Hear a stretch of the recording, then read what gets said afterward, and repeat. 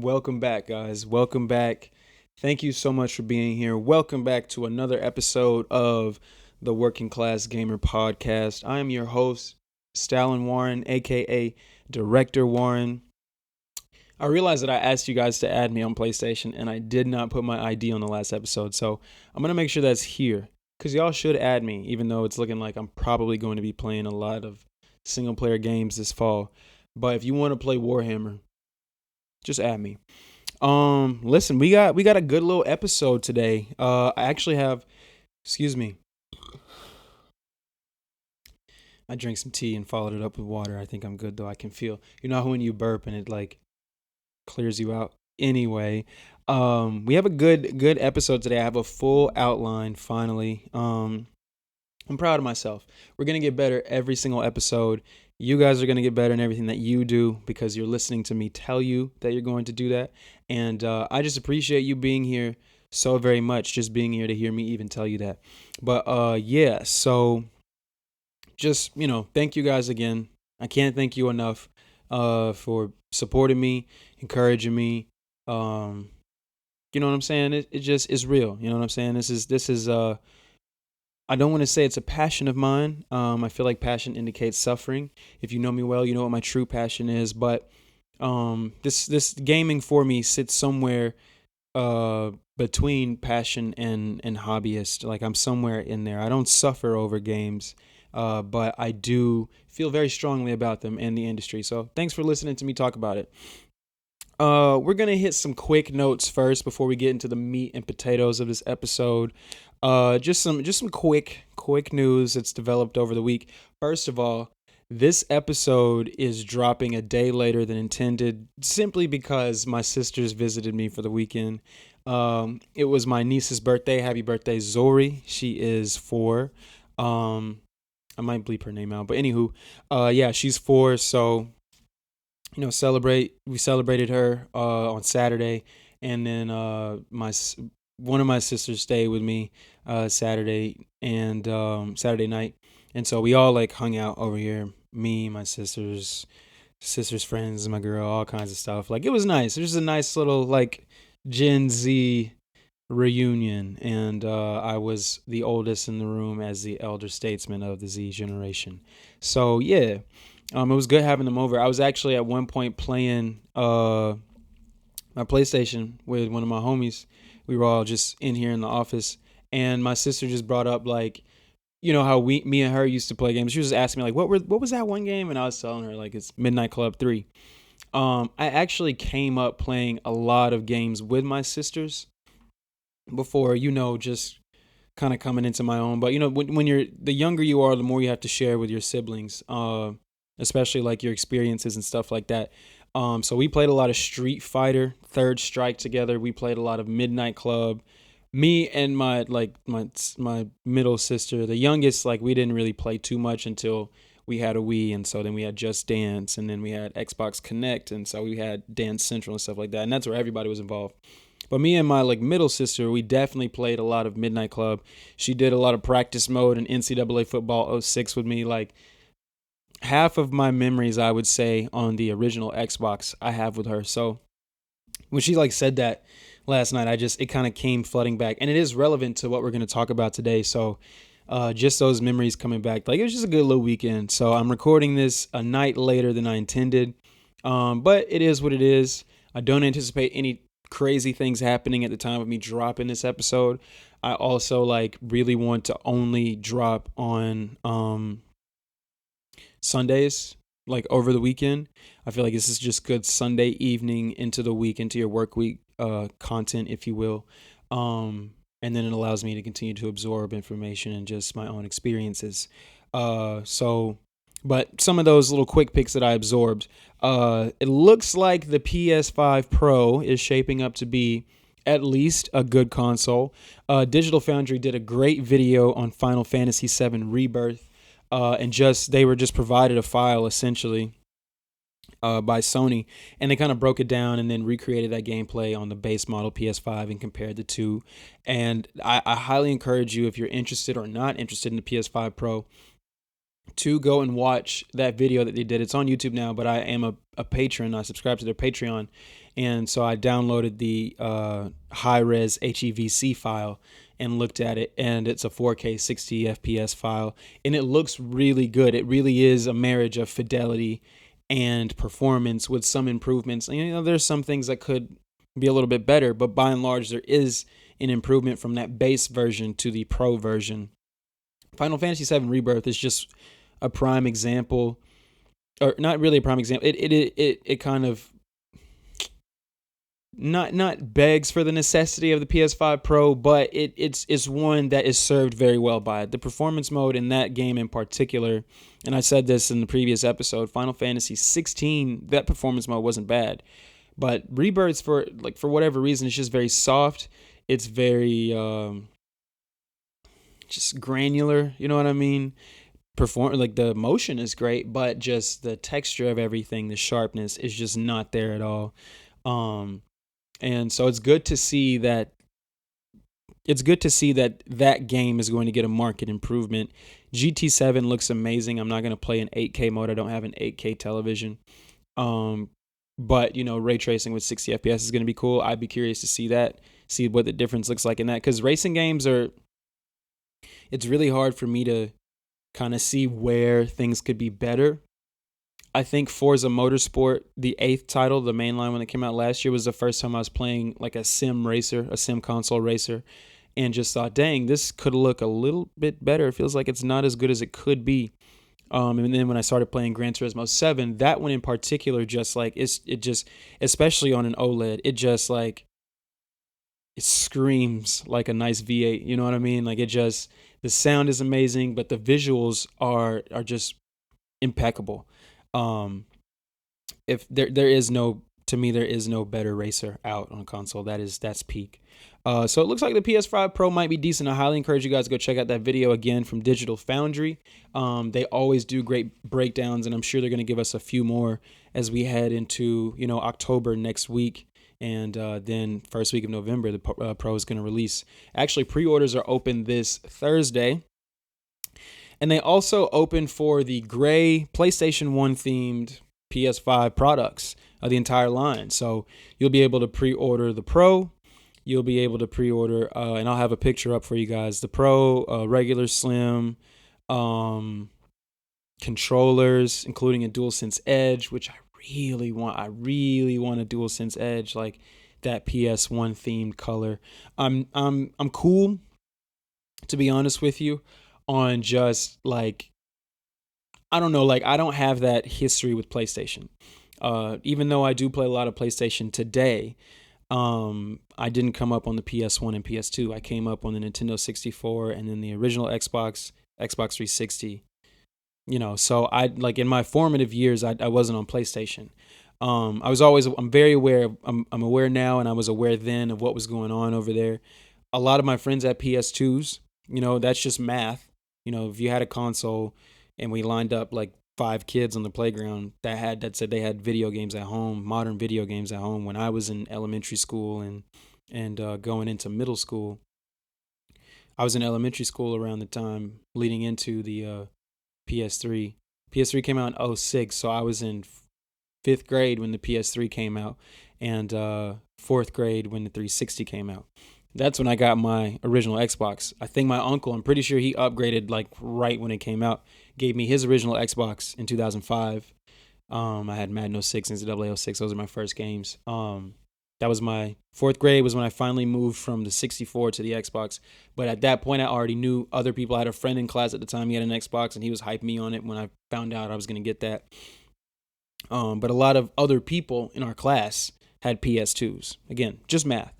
So the gray PS1 theme, although it is super fly, especially the box, you know what I'm saying, that they're putting these products in, it just like, it's not a necessity for me. I'm already like I'm going to have to trade in my current PS5 to get one of those. So I am out of the number of people that are going to be able to pre-order this day one and just drop $700 plus tax on Thursday to pre-order this thing. Because I feel like if you don't pre-order it between Thursday and Saturday, the 26th and the 28th, you're not going to be able to get it unless you buy it via scalper. So I think there's only 12,300 units. Like I said, I want that DualSense Edge. I think I'll be able to get one. It is my birthday this week, so I might get that as a gift to myself because I plan on getting a DualSense Edge, but I was gonna get just a regular white one at a discounted rate. But maybe I'll get that gray one. I'll treat myself. But yeah, so that's coming out. If that interests you, I'm not gonna dwell on that long. I know a lot of people have an opinion on it, like I've heard a few podcasters say like, read the room, like everybody's already mad at you about the Pro and the price of that and everything, and here you are offering a whole new line of just expensive stuff. Um, and I feel that, you know what I'm saying? Like we haven't even had the Pro yet, and we already have like a gray special edition. But again, like it's a limited collector's item. It's for people who want to collect. I'm cool. You know what I'm saying? I'm gonna get my Pro when I get my Pro. And it's going to be a regular one. And honestly, I feel like the ones who are super hype anyway, that were going to do that day one pre-order, that's just 12,300 people I don't have to worry about pre-ordering the Pro. So the regular Pro. So yeah, shout out, good for you, Sony, I guess. Like I hope you guys have some good news for us.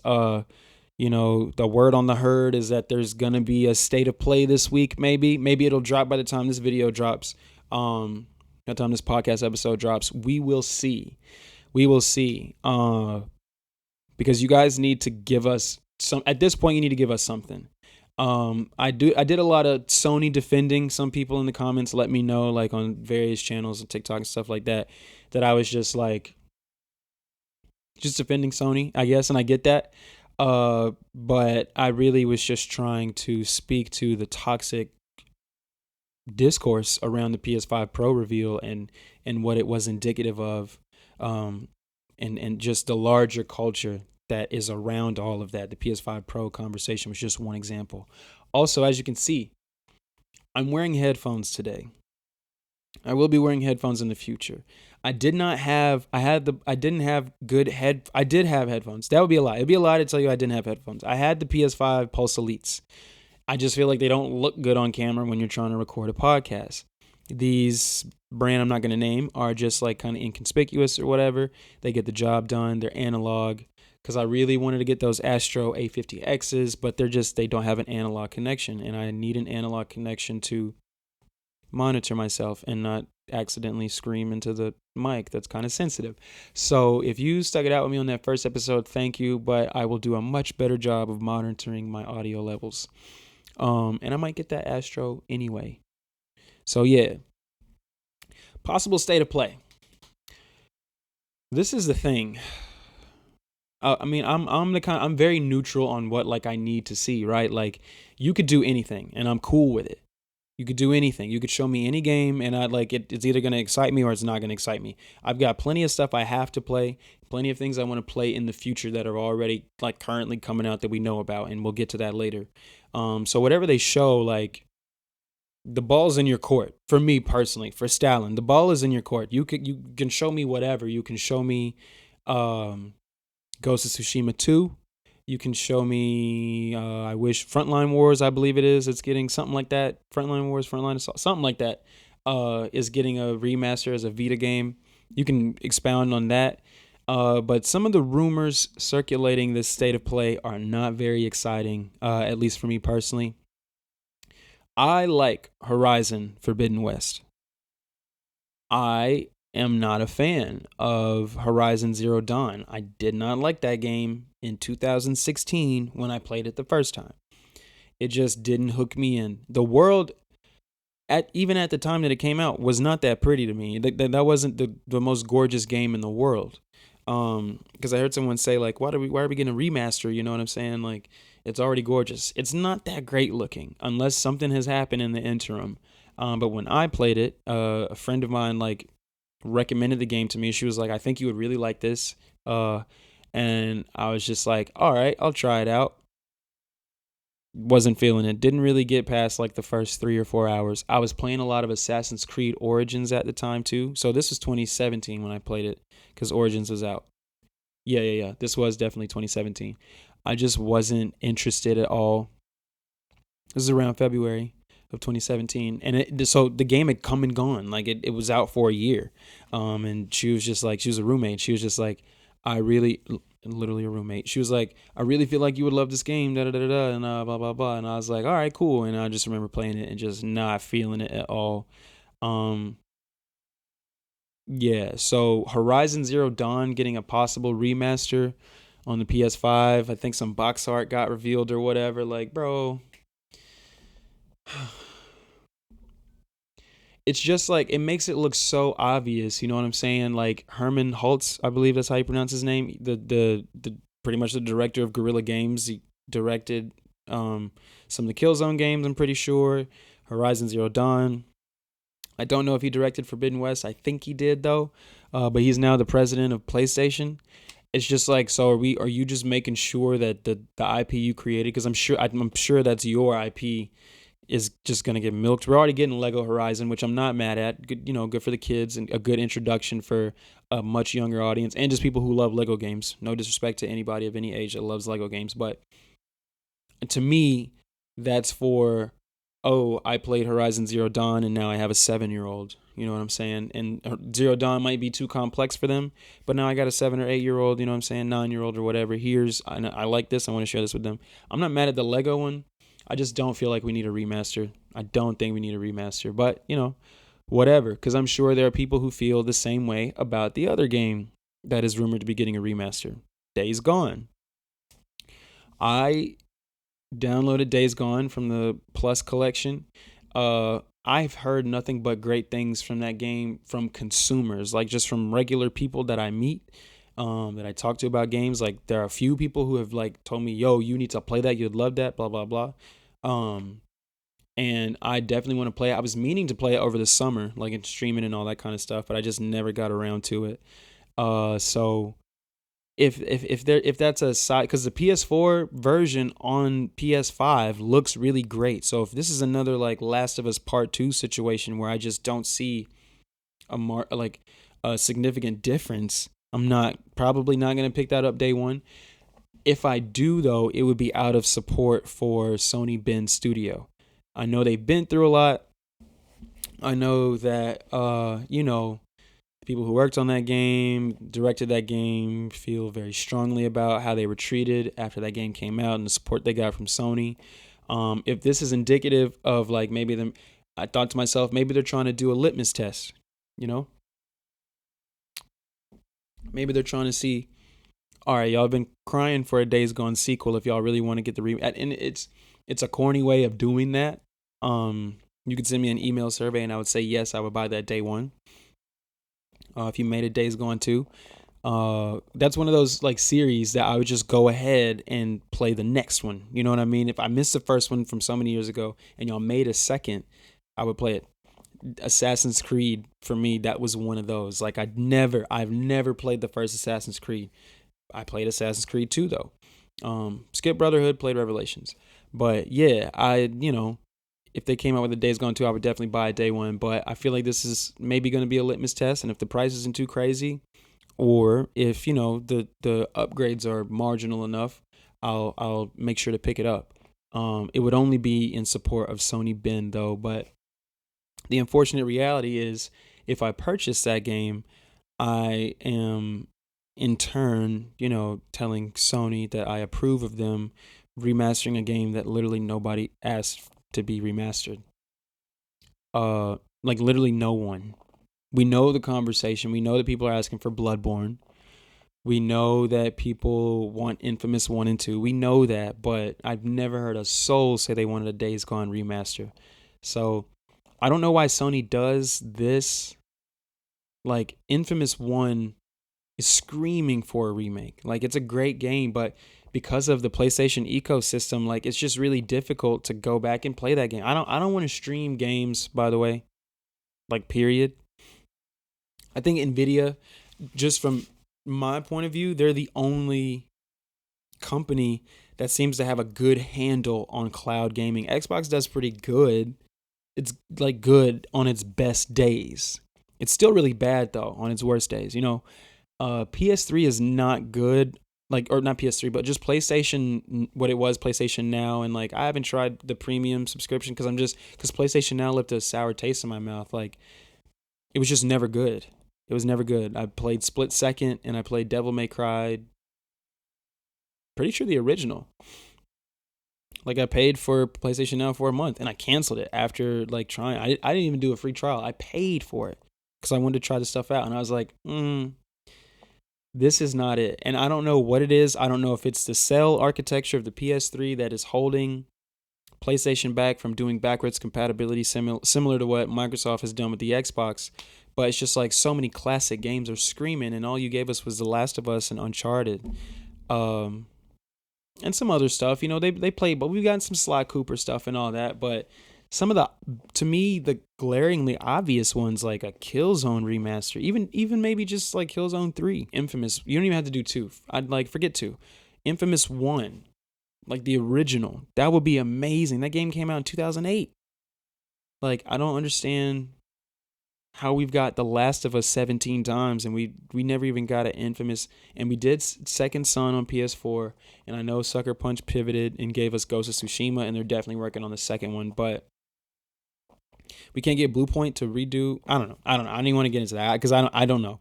But State of Play this week has to show me something because the rumors don't look too good. And I'm only talking about those 2 rumors specifically. I'm not getting into the other ones that I've heard.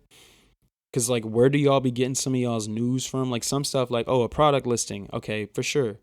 But, like, then it's, like, crazy because the product listing leak happens for Horizon. And it's like, oh, Days Gone 2. And then, like, after that, then it's, like, more stuff. It's like, okay, wait a minute. You know what I mean? Like, be for real. So, yeah, I don't really see the need for either one of those remasters. I know Horizon has sold mad copies, so... You know, y'all got data that we as consumers don't have up there at Sony. So y'all will probably get that back, because there is a crowd of people out there that I don't really interact with much, but that loves Horizon and that world. And like Forbidden West is a great game, so I'm not really including that. But just like, I don't know, it's just something about that game I don't really dig too much. So yeah, what I have been playing though. I am on continuing my hiatus, continuing my break from Black Myth Wukong. I'm in the last chapter and I just am not ready for it to be over. And I'm the type of gamer, even though this is like built for New Game Plus, oh my goodness, it's going to take me a while to get back into it because I've like absorbed so much of that game into me. It's so rich, like it's so thematically rich. It's so rich gameplay wise. Like, it's not something I'm gonna rush to do. Maybe though, because Stellar Blade I didn't think I would, and I literally started New Game Plus in the same play session that I finished it. Like, just right as soon as the credits rolled, I started it right over because of that combat. 55 hours in, and I'm in chapter 6, and I got one more secret area to go find and a couple of bosses before I get to the B point of chapter 6. So in the interim, I've played some more Warhammer. Another game relevant to a conversation we're going to have later. The game is great. And I posted yet another campaign video. It's about 2 hours long for those of you who like long form gameplay videos. I got the last one. That's like my last upload, I'm pretty sure. That game is amazing. And I'm waiting on you know who. Because you hit me up. You told me you got the game. And now you don't want to hop online and get on the co-op. I'm waiting on you. Because I've only done campaign. I haven't done PvP, and I haven't done the co-op PvE mode yet. But that game just has the sauce, man. It's just something about that game. It's got the sauce. It's got it. Does it have anything to do with the CEO of Saber or the director or whoever who said something like, we've just been playing a lot of games, and it seems like a lot of games are pushing their morals on us, and we just wanted to get back to like glory kills and da-da-da-da-da. And I agree with him. Like he specifically called out Wukong. He said, he loved Wukong for just kind of being a straight to the gameplay sort of game. And a lot of the conversation around Warhammer has been like, oh, this is an Xbox 360 coded experience. And like, that's been kind of coming up recently. And I've just been kind of wondering what that is. And I've been like pondering that, and we're going to get to like my conclusion on that later. But yeah, Warhammer is great. This has been a great year. It's been a great generation for action games in general. Been a lot of sleeper titles like Rise of the Ronin this year that has definitely found its audience. Black Myth Wukong. Action RPGs like Dragon's Dogma 2 and Shadow of the Erdtree for Elden Ring. Not my cup of tea, but I know greatness when I see it. Just been a great year for action, and I consider Warhammer to be a third-person action game, not necessarily just a third-person shooter, mainly because the melee is woven so deeply into the combat, almost as deeply as the gunplay is. And it's just super dope. And it's exactly what Space Marine 1 was. It's just even more of it. So, hats off to Saber, hats off to Focus Entertainment, that whole team over there. You guys have made a masterpiece, and I am loving that game, and I can't wait to get back to it. Also, I re-downloaded God of War Ragnarok. I purchased the Jotnar edition when it came out, the one that had Thor's hammer, because I just had to have that, and I didn't open it for a while. Downloaded it, started playing it when I first got my PS5, because that was one of the games that I got. That was around the time I finally got a PS5, to be honest, was when that game came out, late 2022. Was that 2022? Yeah, it was. It was 2022, and that game is a lot better than I remember it being. I ended up started over. When I left off, I got to the point of being Atreus, and that really turned me off because it was just so movie like at the time. But the problem was I was playing a lot of Ghost of Tsushima at the time, which is still a movie, still very cinematic, but just a lot more chunks of gameplay in that than God of War, in my humble opinion. But revisiting it, like, this pacing is perfect. It's such a perfectly paced game. Like, that introductory fight with Thor, like, that shit is fire. And I really re-downloaded it because there was a lot of discourse on the internet about, because, the PC version just came out. It was like, Ragnarok is just a long movie, not a lot of depth in the combat, no combos, and blah, blah, blah, blah, blah. Because somebody posted a video of just doing something really dope and got a lot of quote tweets or whatever. And, like, I was like, there's no way, like, the cutscene criticism is real. Like, 15 hours of cutscenes is egregious. I don't care how much gameplay is in it. 15 hours of cutscenes is crazy. I only want 15 hours of cutscenes if I have 100 hours of gameplay. That's me personally. I don't want 15 hours in a 25-hour, 30-hour experience to be cutscenes. That is ridiculous. And that's a valid criticism of that game. But we're not going to sit here and act like that's not a well-directed, well-executed game. Like, everything works just about in that game, for better or worse. I can't think of anything off the top of my head that just doesn't work for me in that game. So I can't be a part of that. Again, back to that, like, toxic culture of just everybody's shitting on something, so we're going to shit on it. I'm not with y'all on that. God of War Ragnarok is not trash. It never was trash. It wasn't for me at the time, but it wasn't because it was trash. It was just, I'm not in the mind for this pacing. Right now I am. Black Myth Wukong kind of demands your attention. It demands your skill. And I'm playing, it's actually caused me to kind of up my game and everything else. So I'm playing on hard on God of War Ragnarok, and I'm really loving it. I really love how that game feels, how it plays, just like the strategy you kind of have to have in combat. Even though you are playing as the God of War, the Ghost of Sparta, you are not, like, invincible. And you have moments of invincibility in that game, via rage mode and stuff like that. But it just, like, especially playing on hard, you just aren't really, you gotta be on your toes. And I think Black Myth has kind of prepared me for the other action games that have those difficulty options available. And I'm not talking about a Dark Souls type of difficulty, but just like turning up I would love to play Final Fantasy 16 on Final Fantasy mode. Or is there an Ultimania mode? Something like that. But there's a hardest mode, and I would love to go back, because that game was easy as hell for me personally, because that's my type of combat. So yeah, Ragnarok is not trash. Y'all got to cut it out. Like, I'm loving that. And I'm more inclined to finish that before I finish Valhalla. It's probably going to be spring 2025 before I finish Valhalla. I'm not doing that this year. And then one night on a whim, man, I decided to get an EA Play membership because of the news I'm about to get into. And I downloaded Battlefield 4. First of all, 99 cents for a month of EA Play. So I was like, yeah, let me get that, because there's a lot of games. I downloaded Jedi Survivor today. I'm going to get to that eventually, but I just wanted to have it on my system. A lot of games in the EA Play library, a whole lot. And so that was a steal, and I think it's like $5.99 a month afterwards. But again, the games you get to play are well worth it. So I downloaded Battlefield 4, one of my favorites. Not my absolute favorite in the series, but it's top 3. That campaign, man, I played it so many times. It never gets old for me. It never gets old.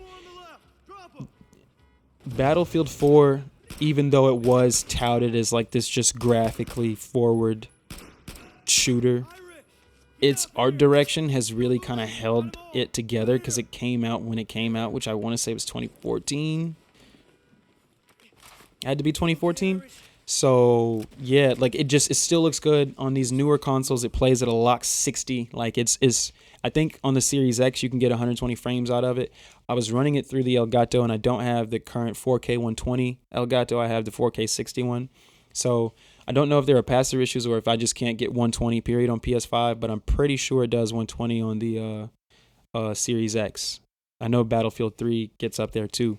But yeah, 4 is fire, man. It's just fire. You're seeing some of the gameplay, and yeah, it was just I just one late night, like after reading what I'm about to get into, I really had to play that game. I had a hankering to play it, and so I got into it, and I'm probably gonna finish that campaign again just cause. It also has, to me, the best Battlefield multiplayer of like the modern Battlefield games. Bad Company 2 is kind of up there, though, for me. It's the number one. Modern Warfare, like Modern Warfare, not Call of Duty, but just Modern Warfare Battlefield that is available. But 4 got right back to it. The things that they were doing in 3, I can't remember if it was like, it was just something about those maps. Like that had the Caspian Sea map and some other things going on.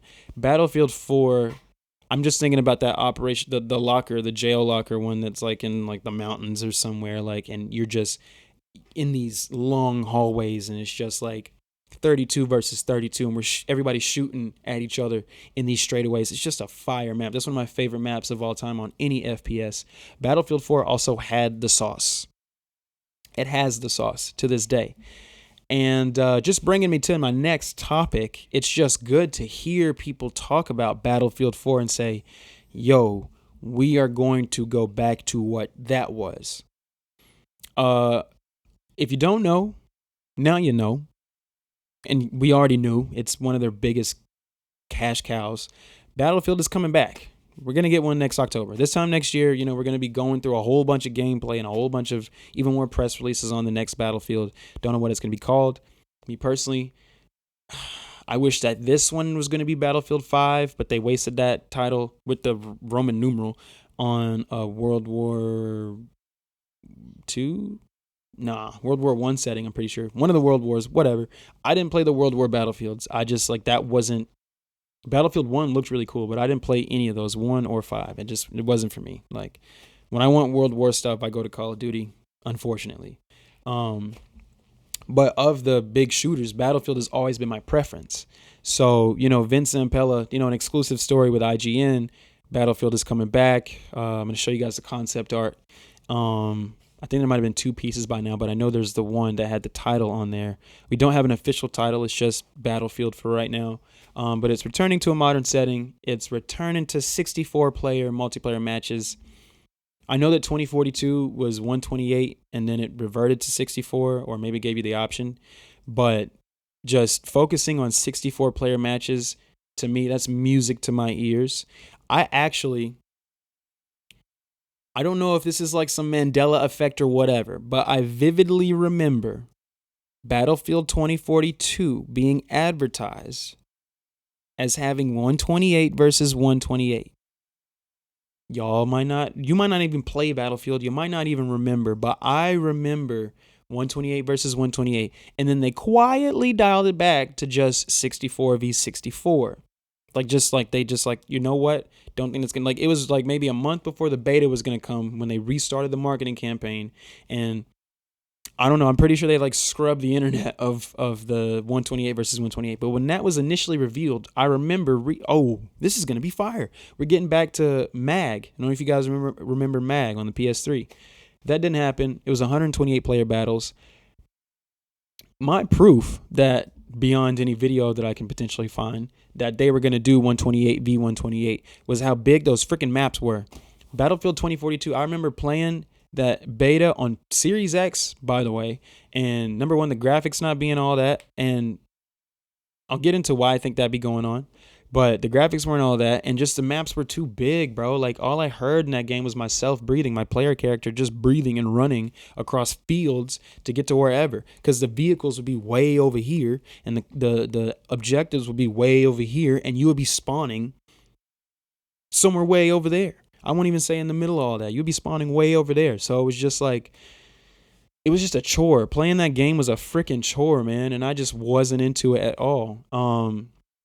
So I'm really excited to hear Vince Zampella, who has made my favorite shooters of all time, most notably Titanfall 2. He was on that team of people, and now he's in a much larger role at EA and Respawn. But him being the one to present that on their Investors Day, giving that game his vote of confidence made me feel good as a Battlefield player.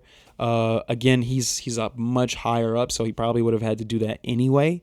But him being the one to tell us, hey, the peak of Battlefield, it's that quote, Battlefield 3, Battlefield 4 era where everything was modern. Although I would say 1942 also. Him referencing those three games for me has me super excited for the next Battlefield. 1942, first of all, y'all weren't outside. I was playing 1942. And I think 1942 is a good reason why DICE was who they were during that 360 generation. And Bad Company, going into Bad Company 2, going into Battlefield 3, going into Battlefield 4, like they were doing their thing and they were amping it up. And 3 and 4 had their issues. I feel like Bad Company 2 specifically is a flawless experience, single player and multiplayer. 3 and 4 had their issues, but by and large, those were, to me, the best online multiplayer shooters that you could play in their day, in their time. Because Call of Duty I think when they made the original Modern Warfare 3 in 2011, they started to lose their way. I don't even remember what they came out with in 2012 when Battlefield 3 came out. Or was Battlefield 3 2011? I don't know. But anyway, I don't remember what they came out the year the Battlefield 3 came out. But I remember Modern Warfare 3, and it might have been Modern Warfare 3, being the one where it was like, okay, they haven't lost the sauce, but if you go look at the timeline, that is the beginning of them losing that sauce. Just Activision as a whole. It didn't matter who was developing Call of Duty. That was when they went through the doldrums, and then when they came back, Call of Duty is what it is now with battle passes and Warzone and oh Jesus. So the new Battlefield looks super dope to me, or it sounds super dope to me. We're going to get closer, tighter spaces that are just like handcrafted around the 64-player experience, which again is very Battlefield 3 and 4 coded. Because on 360, we were not getting that with Bad Company 2. And we weren't getting that with Battlefield 3 either. But on Battlefield 4 on the PS4 and Xbox One, we got that. And that shit was fire. Especially for me. I never played on PC. 64-player matches was a staple for you Battlefield players on PC. But for me on console, when I finally got to experience that on PlayStation 4 with BF4, that was amazing. So to hear that they're going directly back to that, ship-to-ship and helicopter combat kind of returning, which I didn't know that went away, but they made a point of noting that. It'll also feature natural disasters like wildfires, and this is all coming from an exclusive, reveal on IGN's website. They've always been Battlefield 4 was doing really cool stuff with that. Like you had the storm on that one map, the storm would come in and then one of like the giant ships, I don't know, like one of the warships or whatever would end up getting beached and it would kind of change that particular area. The storms happening with super fire, and this was on PS4. So this is the other thing. We're on the other side of the middle of this generation. By the time this comes out, we'll be in the fifth year. 21 was 1 year, 2, 3, 4. Yeah, we'll be in the fifth year literally of this generation. So this will hopefully, it doesn't sound like it's going to be a cross-gen experience. This is going to be tailor-made for Series X, PS5, and PC. 64 player matches. If they are locked in like I think they are, I think we are in for something special. So there's going to be 4 studios on this next Battlefield game. DICE is going to be strictly on multiplayer, which sounds amazing to me. Criterion Games will be on the single player and multiplayer, and Motive is on the single player, and then Ripple Effect will be crafting a new experience. Now, that new experience, to me, it sounds like they're going to be doing something akin to the Portal that they did for 2042. There just wasn't a lot of hoopla for the Portal, to be frank with y'all. So I think they're kind of revisiting that and maybe going to give us a Warzone-esque Battle Royale type experience, separate from this next entry in the Battlefield series. I think it's going to be dope, man. I'm excited to just like destroy buildings in a tank or with a grenade attachment on my gun. Call of Duty has found their way again, in my opinion, multiplayer wise. Modern Warfare 3 was a misstep, the rebooted Modern Warfare 3, because they had it with Modern Warfare and then Modern Warfare 2. Modern Warfare 3 was a bunch of redone Modern Warfare 2 stuff. And then Black Ops 6 beta, I've talked about it before here on this channel. That was great. That game is going to be great. I'm buying that game. I haven't bought Call of Duty in 2 years, since Modern Warfare 2. I'm buying Black Ops 6 day one. Just finna say 3. We're on the 6th one. I'm buying that day one. So it's good to know that they are kind of getting back to what made, just gunfights so exciting. Call of Duty has always felt great, but, just some fresh maps, some fresh movement. Like, they put the right amount of juice in there to just get it sauced up, and I'm excited for it. But if this Battlefield does what I think it's going to do, I think they have the potential of taking that crown from Call of Duty. If they can give us, because to me they've always edged out Call of Duty because of the destructive environments. You got these large maps. You get on your vehicles with the homies. I got the whole squad. I got 3 other people in my squad riding with me in a side-by-side or whatever, or we're all in a tank, or we're all in an APC or something like that, going to the objective. I like their objective-based modes a lot better. Like, Call of Duty is the GOAT at team deathmatch, and that's about it for me.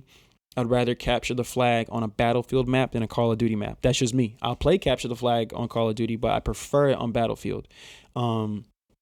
I prefer taking objectives on Battlefield because there's so much variety, not only in the spaces, but just in how you can get to those objectives and how you can tackle them. So I hope they get it right, man, because, if you know anything about EA, they just haven't had it together in a long time. They had a few missteps in the next game that they allowed a lot of people to preview. That particular developer has probably had the most missteps, I think, in the PS4, PS5, Xbox One, Series X generations. I remember at one point EA was the worst company, literally voted the worst company on the planet. So if they're doing what I think they're doing, then we're in for something special. If they can just lock in, bro, I don't need a lot of BS. I don't want a lot of padding. I know they're getting back to classes instead of specialists. So just like, listen to Vince, get back to the core of what Battlefield 3 and Battlefield 4 were, what made those great. Bad Company 2 was my intro to those destructive environments. And then they kind of took off even more so on Frostbite 3. So just get back to it. All these other companies, somebody brought it up on the ACG podcast. I believe it might have been ACG. Or maybe it wasn't. But anywho, now that Frostbite is an EA engine and just about every EA game, including the sports titles, is built on Frostbite, you've got all these different development teams that have just implemented and tweaked that engine and just made it better with each release. So by the time we get to this, the game that Frostbite was built for, I feel like we're going to get to something amazing. Hopefully. We'll see. I don't want to gas myself too much, but the reason I'm so gassed is because of this game that EA has coming out at the end of October. Dragon Age: The Veilguard. And I'm not a Dragon Age dude. Like, when it first came out, I wasn't old enough, according to my parents, to play that game. So I never even thought about it. And I wasn't really into RPGs that were that deep. My RPG love, if I played one at all, was very surface level. I wasn't one for um that kind of choice and consequence, basically, and the high fantasy. For whatever reason, I wasn't into it as I am now. Now high fantasy is kind of my preference for an RPG world, especially for action combat. So I haven't played a single Dragon Age game. One, Origins. Two, what's the other one? Inquisition. I haven't played it. I play BioWare games though. One of my favorite BioWare games is Mass Effect 3. I've got the Legendary Edition, so I can play through that entire trilogy, but I've only played the third one in that series, and I really love that game. That they did a great job, because that game was almost kind of marketed for newcomers, because they figured out their combat in Mass Effect 2, in combination with their storytelling, and this was going to be the conclusion to all that. And just the story with the Reapers felt like something like you didn't really have had to have played 1 and 2 to enjoy 3. I loved that game. I loved knowing that I was playing something that my choices mattered.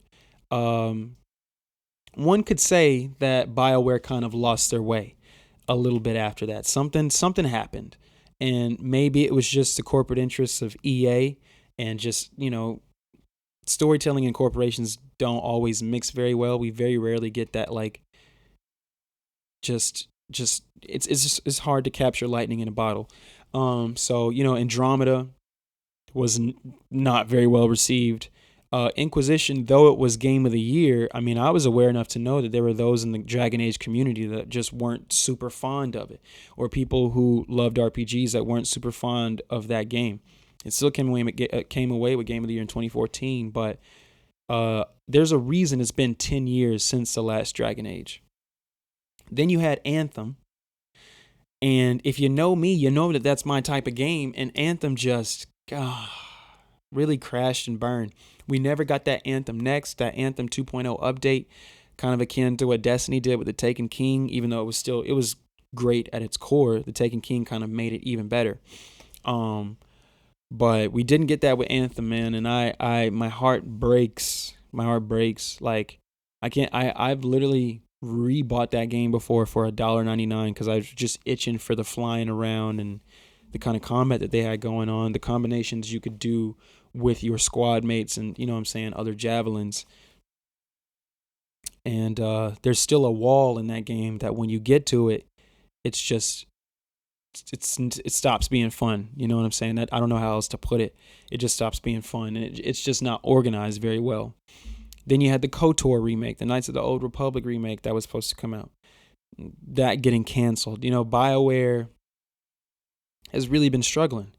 And we're supposed to be getting, I believe, a new trilogy of Mass Effect games, but I think they had to get this Dragon Age title out of the way. And a lot of what has come from these previews is what has me most excited about it. I watched a lot of video on the Veilguard, originally titled Dragon Age Dreadwolf, and hearing people, especially at the same time that I started replaying this game, hearing people compare the combat to God of War, like the rebooted God of War, I was like, oh, made my ears perk up. Like, oh, that's what we're doing. But even though they're still sticking to, kind of the core tenets of a high fantasy RPG, having classes, your rogue class, your mage, your warrior, that sort of thing, and then just extensive skill trees and all that. But more than any Dragon Age that I've ever seen, and I actually liked the direction they were trying to go with Dragon Age 2. I remember playing that demo and being like, oh, this is kind of cool. Never played the full game. But that was more appealing to me than everything else they did, because I played Inquisition. I just wasn't feeling that one. This looks fun to play. I like the RPG elements aside, like the storytelling aside, we know that BioWare can tell a story. They get a little funny though when it comes to the combat. It's just like sometimes, like when they hit, they hit. Mass Effect 2 and 3 feel great. But when they're weak, like you really notice how weak the combat is. Anthem, to me, had some great ideas, but just like the execution wasn't there. And I don't think they're the studio to be trying to build a live service game. I think that's all it is. They are the single player. They're the campaign studio. I never played Mass Effect 3 multiplayer. I couldn't tell you how that was. didn't seem to be the most popular thing in the world, especially because it came out at the time when EA was putting that code in the game that if you bought this used and the code was used, you couldn't access the multiplayer unless you paid $10 for access. So I didn't, because I bought Mass Effect 3 used, I never even touched the multiplayer. I couldn't tell you how that was. But BioWare isn't necessarily known for their combat. They're known for their storytelling. They're known for their world building. And this game just looks fun to play. That initial reveal just didn't really grab me that much. I'm not a Dragon Age guy anyway. And it was something about like this particular title. It just, something was in the sauce that wasn't vibing with me. But seeing some of these journalists and seeing some of these influencers get a chance to preview the game, a lot of people previewed it and said they got to play like 6 to 7 hours of the game. Boomstick Gaming posted a great breakdown of all the classes and all the subclasses within those classes and like what you could do, your abilities and stuff like that. And I was just like, wow, this looks fun. This like actually looks fun. And I know that sounds basic, but BioWare games kind of rarely look fun. Like they're not the kind of game you show someone and say, yo, you should play this. Like unless you know that person is just like a really narrative focused gamer. They're not the gameplay games that you can show where it's just like you can turn the sound off and they're good to look at. Veilguard looks really nice just to look at. No volume. It's nice to look at. I don't know anything about Solus. I don't know anything about the Elven God. I don't know what happened in Dragon Age 1, 2, and Inquisition. I don't really care. Because if this is anything like Mass Effect 3, it's not really going to matter as far as enjoying this game as an isolated title. The classes and combat and the abilities shown alone are good enough for me. The story is just going to be a bonus for this. I have to give BioWare kudos for their character creator. It's 2024, bruh. If I cannot recreate this face in your video game, you need to catch up. I'm talking to you, From Software, in Elden Ring. I can't, like, why in Neo can I create a dreadlocked samurai in Neo 1 and 2? But I can't do that in Elden Ring, which came out after Neo. It feels intentional. Almost. I ain't gonna get too saucy on this episode.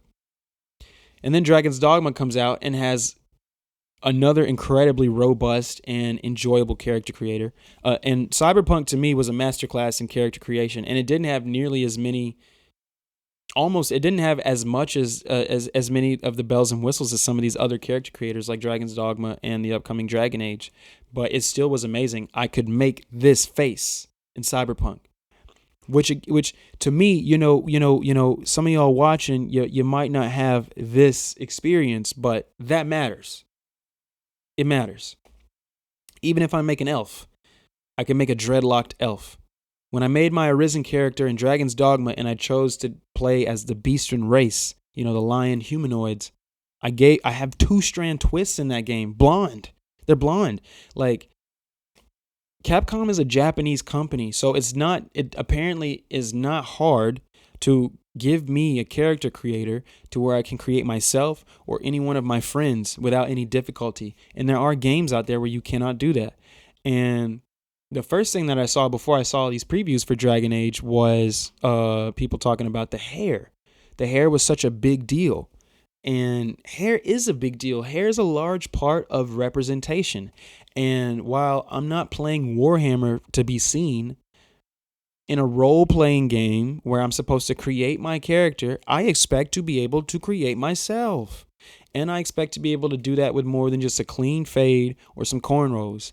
And if you're a game and a Bethesda game has better character creation than you, like Starfield does, Starfield has it's a good character creator.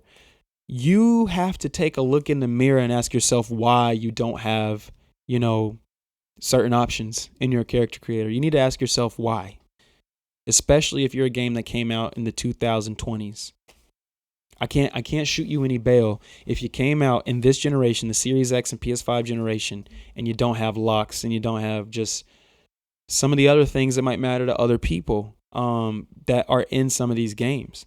And that's a big deal to me. And I know that Dragon Age the Veilguard screams DEI to a lot of y'all, but this is just why DEI is important, bro. Like, diversity, equity, and inclusion. I know y'all trying to talk turn that into a dog whistle, basically, but it is necessary to me, at least in a role playing game. I need to see myself in the role playing game. I don't have to be seen in Call of Duty. I don't need to be seen. I don't even need to be seen in. I'm cool with playing as Peter Parker. Thank you for giving me the option of Miles Morales. I don't know why that's so controversial. But I'm cool. I'm cool with Tobey Maguire. I'm super geeked that I live in the world of Miles Morales in media. You know what I'm saying? Like, in my racing game, like, I don't need a character creator. I'm not a test drive guy. I'm a Gran Turismo Forza kind of guy. So whatever your game is, if it's a good game, I'm going to play it. But if you tell me I can make a character in my image, I should be able to do that. So shout out to them, man. And I'm not really going to get into some of the I thought I was, but I'm not getting into some of the controversies that y'all made controversies. I'm not going to do it just because, frankly, it's not interesting. It's not interesting. People deserve to see themselves in video games. Period. If you know, if a consumer is buying your game and yours is the type to allow for me to make a character, I should be able to create my experience. Because I think, even though some people think, and I'm going to leave this, but even though some people think we live in a time where everybody is getting hyper specific with the type of experience they have or the type of identity that they have, when it comes to just coding and programming things, it's still not, people's identities are not that complex that you guys can't create systems to where they can recreate themselves. And if you know what I'm talking about with the Dragon Age controversy, you know. If you don't, I'm not going to get into it, because I might have viewers that don't agree with me. I just think that some of the stuff y'all have been getting mad at BioWare for including is kind of ridiculous, especially when y'all were singing the praises of Baldur's Gate 3 last year, and that game has all types of representation, if you know what I mean. I don't understand. And it makes me feel like maybe y'all manufacture some of this outrage for the sake of clicks. And I've said that before, and I have a feeling I'm going to say that many more times. But I am rooting for Dragon Age. Just to read an excerpt really quick from the Kotaku preview from Kenneth Shepard at Kotaku. I have been waiting for Dragon Age the Veilguard for 10 years. The last game developer BioWare put out was 2019's Anthem, an ill-fated loot shooter that chased live service trends and felt like a misuse of the team's talents. I agree. In the years since, there have been reports and admissions from the studio that the fourth entry in the studio's fantasy RPG franchise had undergone multiple revamps, including pivoting away from a live service multiplayer-driven game in 2021. I want to stop right there, because that's getting annoying. Y'all gotta stop. If any developer is watching and you got a game that is a certain type of game, you don't have to make it a live service multiplayer game. Why are you trying to turn the single player RPG franchise into a live service multiplayer game? I wasn't outside playing Dragon Age, but even I knew what kind of game that was. Why would you do that? You have an entire audience of people that love that game. And I'm trying to figure out who at Electronic Arts is saying, because Andrew Wilson has been there as CEO for a hot minute, even when they were kind of shit in the bed with some of the other stuff that they've released in the last 10 years. So who over there has been causing these companies to say, you know what? Hey, buddy,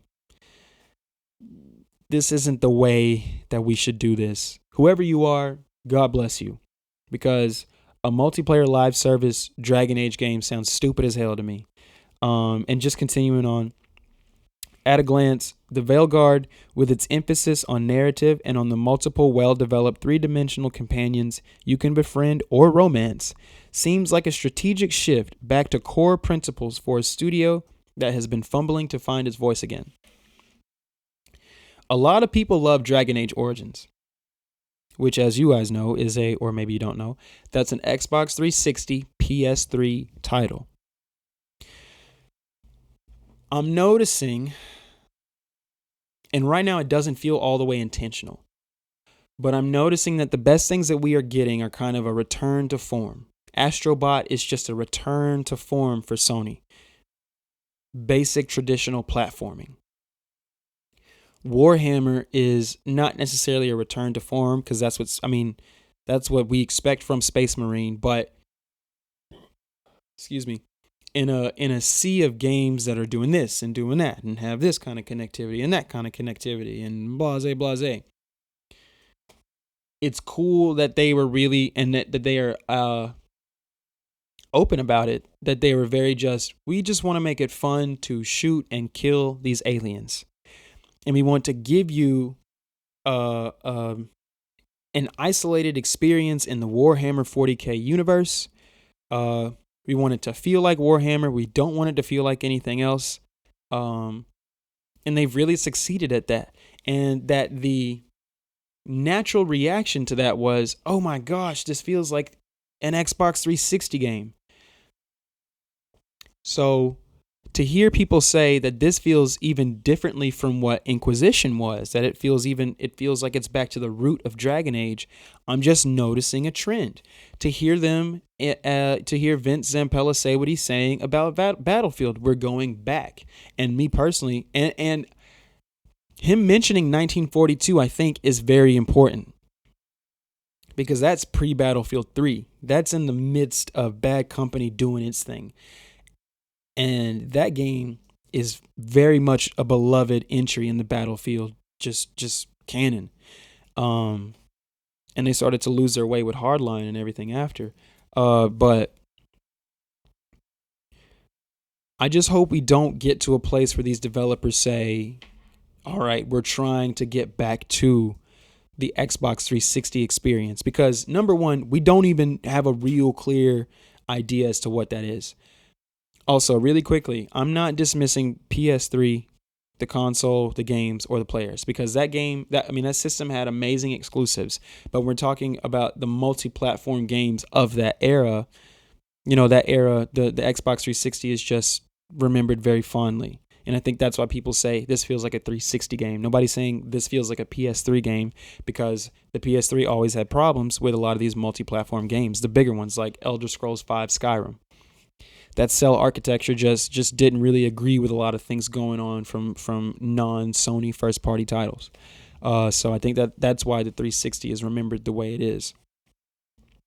But I have been pondering the question, what exactly is an Xbox 3 coded experience? Because I feel like the pressure is on for these developers to kind of get back to what was working. And to me, by and large, a lot of those titles, especially the single-player titles, a lot more of them worked than didn't work. Whereas nowadays, and it started in the next generation, the PS4 and Xbox One generation, but especially now, even though we are getting amazing games, I think, from the first-party developers, a lot of the third-party developers are missing because what is the best way to monetize? We're trying to chase after the models of these behemoths like Call of Duty and Destiny and stuff like that. Like, how can we make the most possible money? And it's just like, bro, you need to be focusing on giving me a good game. Number one. And I don't want developers to say, okay, well, we got to get back to what worked. We got to get back to the 360 type of era, because I still want to see innovation. I still want to see the envelope pushed. I'll be honest, from what I've seen from the Veilguard, and I haven't played it yet, but what I'm seeing, it doesn't seem to be the most innovative RPG to come out. Cyberpunk felt like an innovative experience, even on down to its UI and like how you interacted with the dialogue options and the skill trees and stuff like that. Black Myth Wukong, even though some might argue it's a return to, the first couple of Souls titles and stuff like that, to me, it's a forward-thinking experience, especially in the way that it tells its story. Dragon Age doesn't look like that for me. I haven't played it yet. It doesn't look like it's pushing the envelope of just what can be done on the PS5 and Xbox Series X. But if I play it and it turns out differently, I will definitely let you guys know. Where'd I put it? I pre-ordered the game. I pre-ordered the deluxe edition off the strength of these previews, off of what I've seen. Because combat alone is going to get me. If your combat looks good, it's fire. And I'm of the age now that I really appreciate a good, mature story. The Witcher 3 is one of my favorite narratives of all time. I can't think of many games that match just the emotional gut punch that kind of happens at various points throughout that game. Not many games have that. Cyberpunk has it, but that's the same developer, so it should have it. Black Myth Wukong, it does, but in a completely different way. So yeah, I don't think it's going to cause a bad trend, but I do think it's good that the developers out there are just like, you know what? We don't need to put live service in every title. Maybe we need to go back to everybody's favorite game generation, especially like if you're in my generation, if you're millennial or Gen Z, you are now, we're of that number of people that are spending the most money, and they know that. So they're kind of looking at the data, and the data says we loved that particular generation more than any generation. More than any generation. That's the one. The original Uncharted trilogy, just to include PlayStation in this conversation. The original Uncharted trilogy, Infamous, and then on 360. What they did with Halo on 360, like we don't even, you know what I mean? Call of Duty, multi-platform, Call of Duty 4, Modern Warfare, World at War, Modern Warfare 2, Black Ops. Like, there's just something about, putting the disc in and the option saying campaign, multiplayer, zombies, options, credits, or whatever, and that being it. There's something about when you put a disc in your system and the company is not begging you to sell them your information. There's something about putting a game in a system and like the gameplay being prioritized. Even if we wrote a really deep narrative, this still has to be fun. There are people still playing Skyrim. There are people who still prefer Fallout. There are people who prefer Fallout 3 over 4. There's reasons behind that. There's something about the design of those games from that 720p era, 720p HD era, that like we haven't reached. There were many false promises made about the technological advances that were going to happen during the PS4 and Xbox One generation that didn't happen until and then now that's why we have pro consoles. We had to introduce pro consoles to get to what was promised in 2012 and 13 when those consoles were revealed. But yeah, the games that were coming out at that time were like, not only were they technologically innovative because you were able to see a difference in the games of 2009 and the games of 2012. There was a difference. Even the ones that weren't that well received, and I have some of my favorite experiences written down. You could see, okay, yeah, the graphics are better. When's the last, like, it's outside of the same titles that we've seen 2 or 3 times.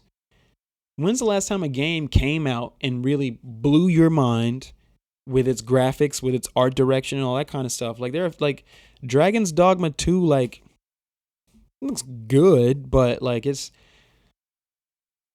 that one's kind of tough. That one's tough. That's a bad example.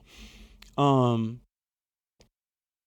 mean, but God of War Ragnarok and Horizon Forbidden West still run on PS4. You know what I'm saying? Like, and Forbidden West is somehow the best looking game on PS5.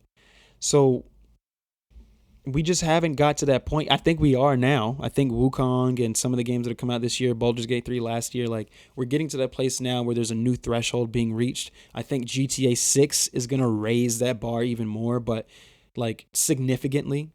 It's just like you had more games coming out in that 360 PS3 era that raised the bar significantly.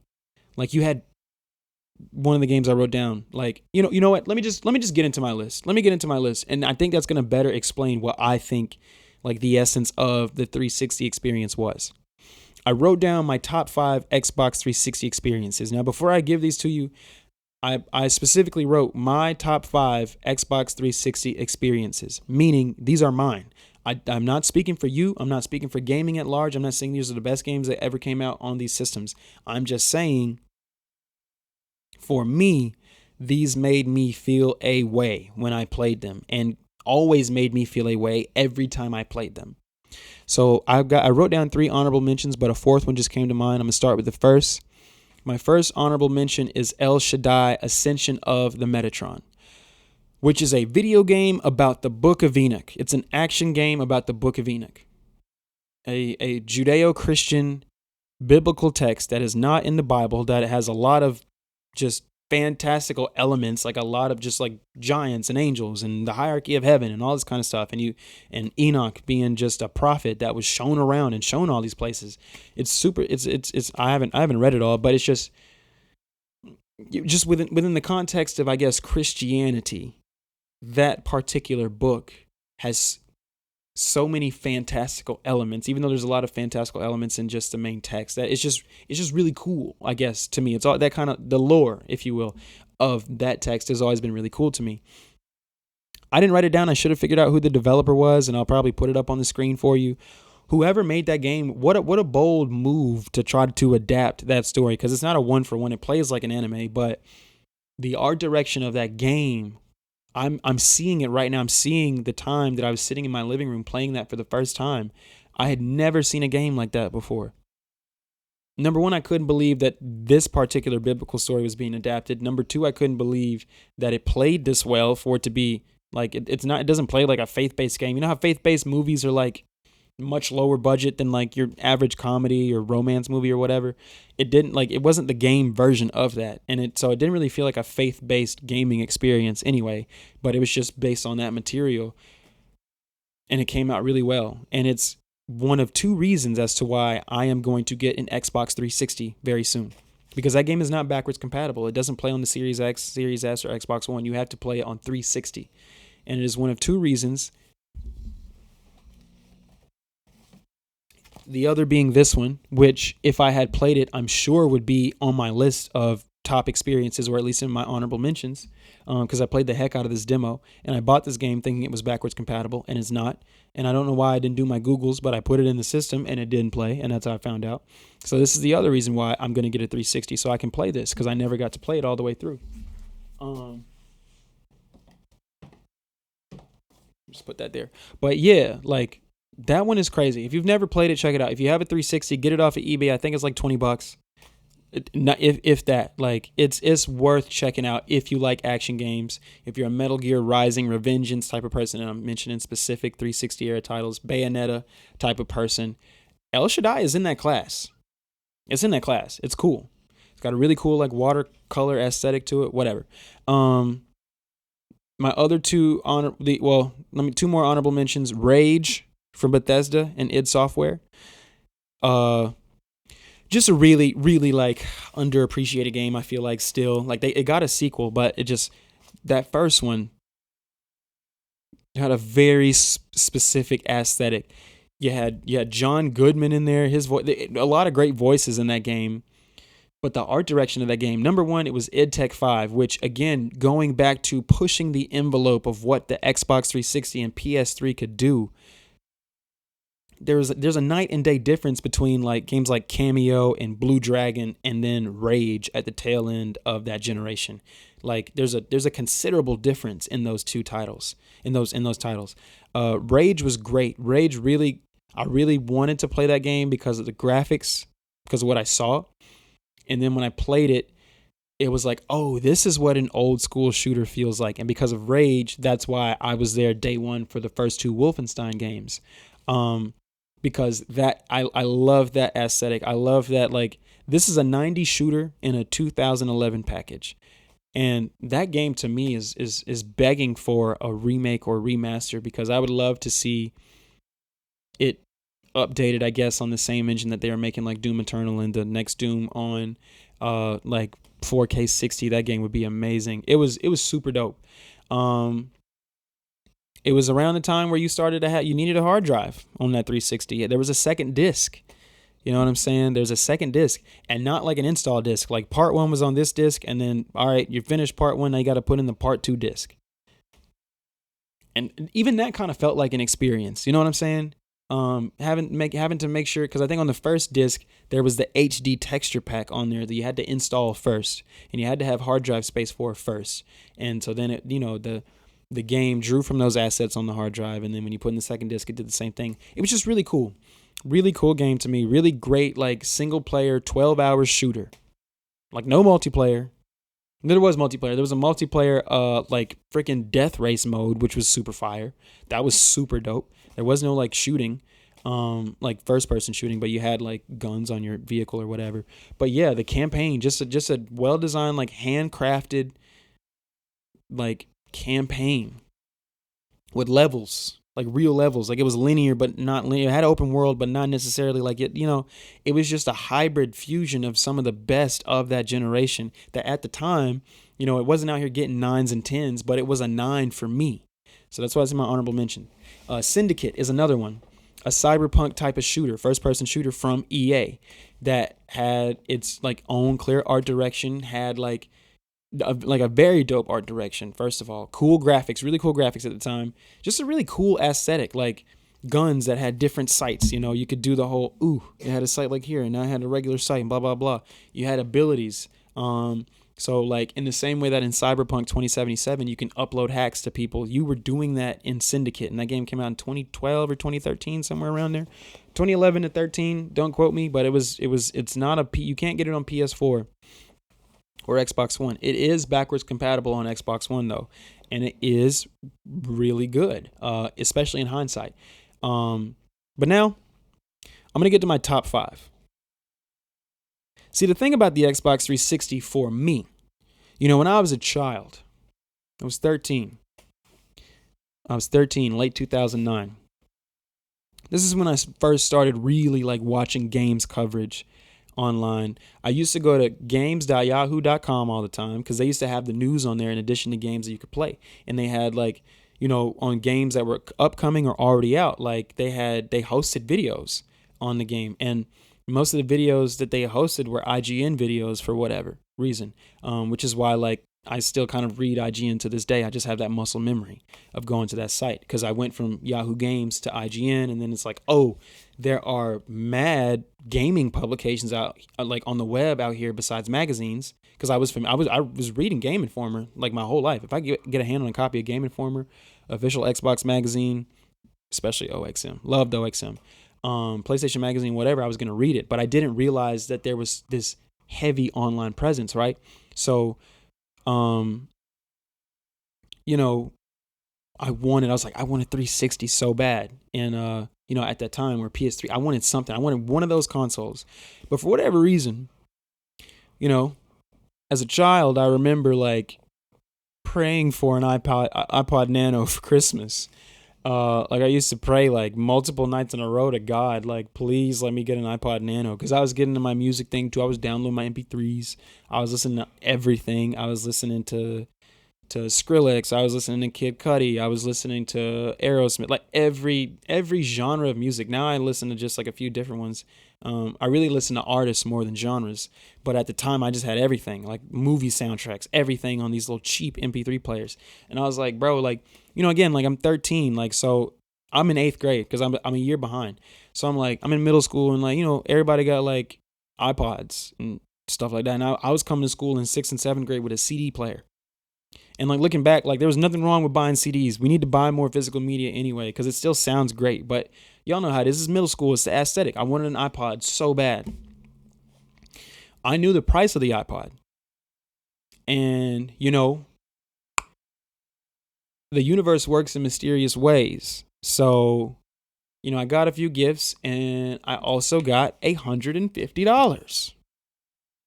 So I didn't get an iPod as a gift. I didn't even get, and I was the kind of person, y'all can give me the shuffle. I remember it being $49.99 at Toys R Us, 2009, Christmas 2009. The iPod shuffle was $49.99. And then, you had increments of like storage on that. And then at $149 was the iPod Nano. And it was the newer design. It was like a slim one. I might put a picture up.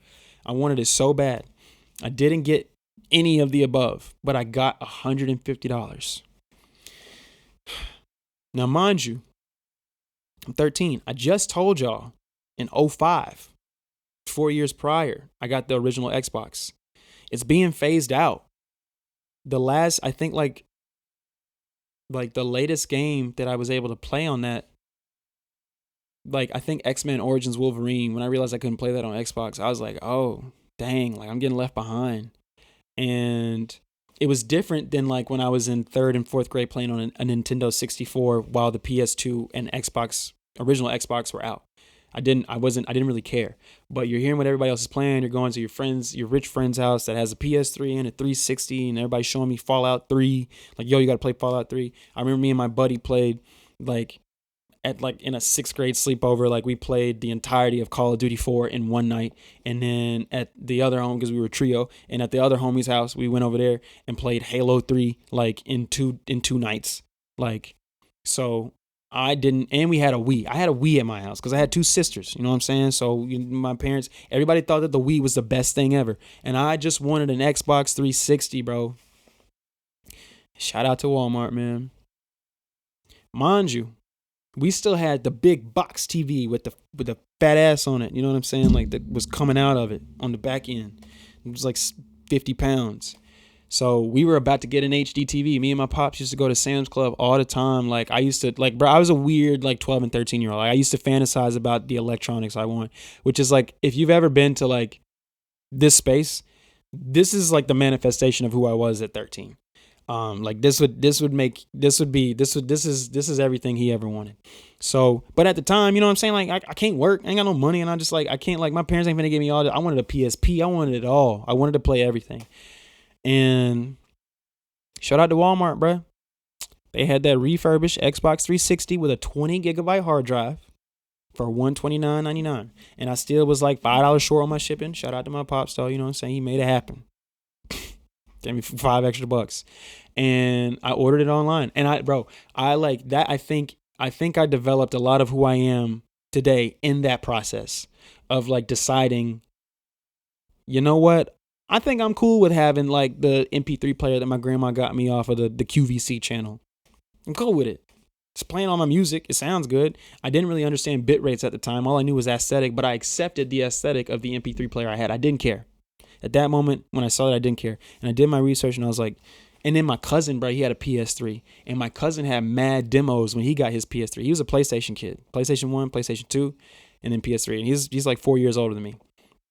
So I was like, every time I went to his house, like we was playing like WWE, and he had all these demos. So I'm playing the Uncharted demo, the Batman Arkham demo, Afro Samurai, that demo. So I'm playing all these demos. I'm like, you can get demos on your system. You can't do that on the original Xbox. And I wasn't an Xbox Live kid either. I wasn't a Halo kid at the time. So I'm like, I'm gonna give me a 360. I got me a 360. One of my first games ever. My number 5 Xbox 360 experience is Battlefield Bad Company. And I put 1 and 2 for number 5. Single player, like campaigns. I like, and that's when I like started. I was a campaign kid. That's how I found out that I was a campaign kid. I played multiplayer. I wasn't all that. I'm one of them now. Don't step correct when we get in that arena now. But at the time, I wasn't one of them. I wasn't chatting. I wasn't doing none of that. And then, you know, the way our internet was set up, we had one modem box. You didn't have a Wi-Fi modem at the time. Wi-Fi was like new technology, at least where I was. So we just had the modem that had to stay on the computer. My parents very rarely let me play. Like, it wasn't that they let me play online. It was just like I only had so many opportunities to play online because we had one modem that kind of stayed on the computer. And I was like savvy enough to know, like, when I got my 360, let me download these demos. You know what I'm saying? I had to put the modem on there. Let that thing download overnight. You know what I'm saying? I would queue up demos. And it's so crazy how many demos I fit on that 20 gigabyte hard drive because I never upgraded that hard drive ever. But I would download mad demos overnight, and then I had all the demos my cousin put me onto. I had them. And from there, I decided what games I was going to get. And Bad Company 1 at the time was like a really inexpensive buy at GameStop. It was really cheap. Because I got the demo and I'm like, I want to play this. And it was T for teen. And, you know, I told y'all I grew up in one of them how I couldn't really just have every M-rated game. That going back to being at the homie house who had Fallout 3. We was all 12. And he was playing M-rated Fallout 3. You know, rich people just be doing life differently. When you work in class, you don't have everything. I know. Well, some of y'all is a little different. Some of y'all let y'all kids play GTA 5 at like age 7. It is what it is. I can't. I'm not gonna tell you how to parent your children, but that would not be me. But I remember being like so envious because he had everything that was M rated, and it was as a young boy, it was just cool just because it was M rated. Resistance was another one that we played really heavy on his PS3. So Bad Company was rated T for teen, the first one. And that was my first time like playing a shooter like campaign. I didn't really play shooters on my original Xbox. I had Call of Duty: The Finest Hour, and that was it. So, and it was modern.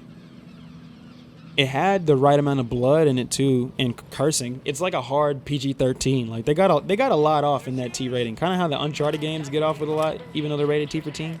Bad Company was the same. The other thing was destructive environments. Like you had the grenade attachment on your AR, and you hit the left button on the D-pad, and it would go like that, and you doop. I can hear the sound effect now. The grenade hitting the wall like you have an enemy in the house somewhere. Because their levels were just so open. They were so open-ended. They were prepping you.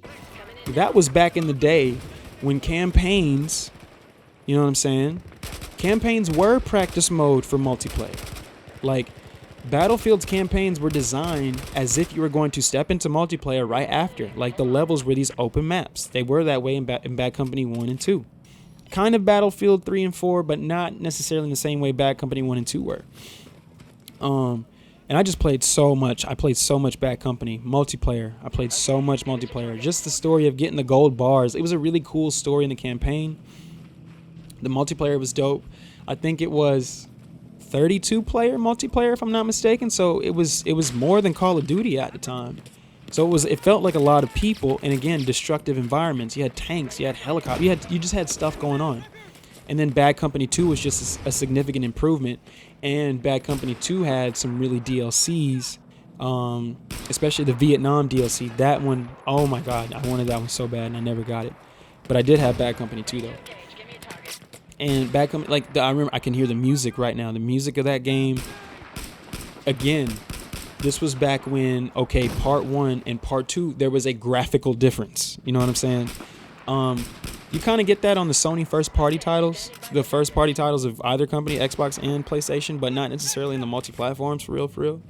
But at that time, the multi-platforms, they were improving on the graphics. So Bad Company 2 looked a lot better than Bad Company 1. Not that Bad Company 1 was bad. It was just there was an improvement. From 2008 to 2010, it was just crazy. Really, really loved those games. Number four in my top 5 360 experiences is Mass Effect 3. And I have here in parentheses that it introduced me to choice and consequences. The main reason I even started playing that game was because I was going through a shooter phase. You know what I'm saying? We're at the Battlefield and some of the other stuff that's a little higher on the list. I was in a shooter phase. I wanted to play everything. If it had explosions, Mercenaries 2, whatever, I had to play it. If it had guns and bullets and explosions, I had to play. I was a teenager. I was a young teenager.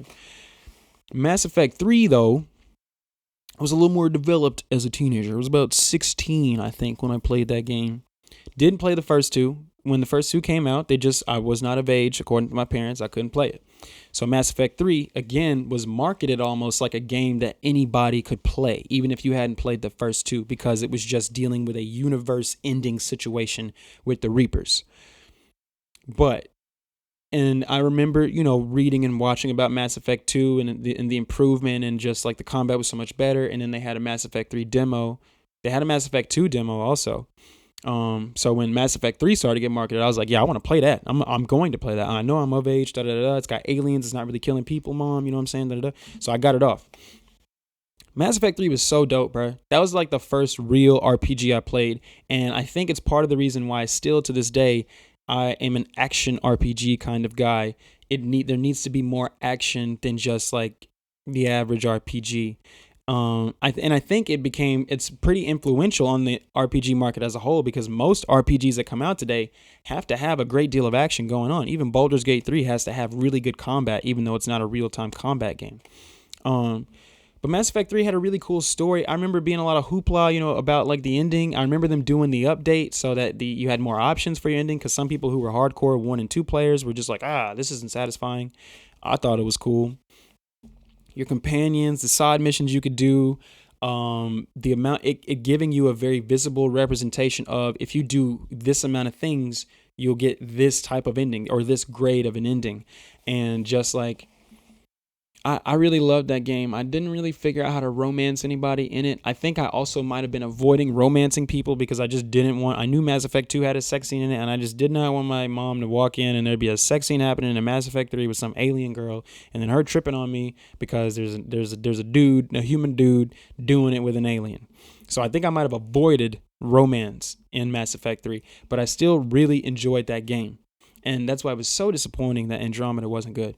But Mass Effect 3 was fire. Like, it was dope.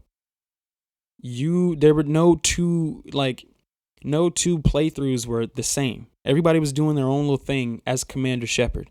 And I thought it was cool too. I thought, I'm still one of them to this day. I thought it was cool. Mass Effect 3 was forward thinking in that it marketed just like the female Shepard was a part of the marketing. They had the reversible cover. So if you chose male Shepard, you had him on the cover, and then on the reverse cover, you had the female Shepard. I thought that was fire. I'm pretty sure you could be male or female in the first two, but I thought it was just cool, man. I thought it was cool. Really loved it. Really loved it. Loved being Commander Shepard. Loved the abilities that you had as him, and just where you could go with your skill points and the type of person you could be. The combat in that game was fire. And just talking about it, I have Mass Effect, the Legendary Edition, the trilogy, the remastered trilogy. I have it on my PS5. I haven't touched it since I downloaded it, but I'm going to play that eventually. I'm going to play that. I'm going to probably stream that. Number 3, Halo Reach. So again, it's 2010. All right. I got my 360. I'm playing these games. I'm playing Battlefield or whatever. Shout out to my dad, bro. Shout out to you. I know you're watching. Shout out to you, because he always like met me in the middle. You know what I'm saying? As far as the stuff I wanted to play. Because Halo Reach was M-rated and I turned 14. It came out. I remember he took me to Toys R Us on my 14th birthday and we got Halo Reach. I know now that it was also because he wanted to play that game too. Because I remember showing it to him and him really digging it. I remember like Sunday morning, like before church, the reviews came out and I was watching the reviews like before church and all that kind of stuff. But Reach felt like, for me, it felt like a game that I could actually get into, mainly because it was the beginning, you know what I'm saying, of the whole thing. It was the prequel story. It was day zero almost. And so, yeah, you weren't even playing as Master Chief, and I knew that I had missed out on a lot of, again, that guy I told you about from when I was in 4th grade, when he had an Xbox and I was getting my original Xbox, his game was Halo. That was his thing. He loved Halo. I never got to play Halo for the longest time. So Reach, incredible marketing campaign. And if I can put clips in here, I will. Incredible marketing campaign. Live action trailers. This is the era of the live action trailer too, by the way. Cool live action trailer, really cool. Just set up. You're playing as this guy that you can customize his color and all that of your armor as Noble 6, and you're on a team of other Spartans that just look completely different than Master Chief does. So that was dope. That E3 demo really sold me too, because you have a mission where you're on the ground, and then next thing you know, you're doing dog fighting in space, in a ship. You're fighting the Covenant in space. Reach has one of the best, to this day, not just one of the best Halo campaigns, just one of the best shooter campaigns ever made. And I wrote here, peak Halo multiplayer on 360. I know a lot of you Halo people love Halo 3. But Reach, if it came out today and just didn't change anything, didn't introduce live service, battle pass, or whatever, which I know it would have to if it came out today. But if it didn't have any of that, it could still stand toe-to-toe with the competitive shooters that are out right now. Like, you had these big team battle was super dope.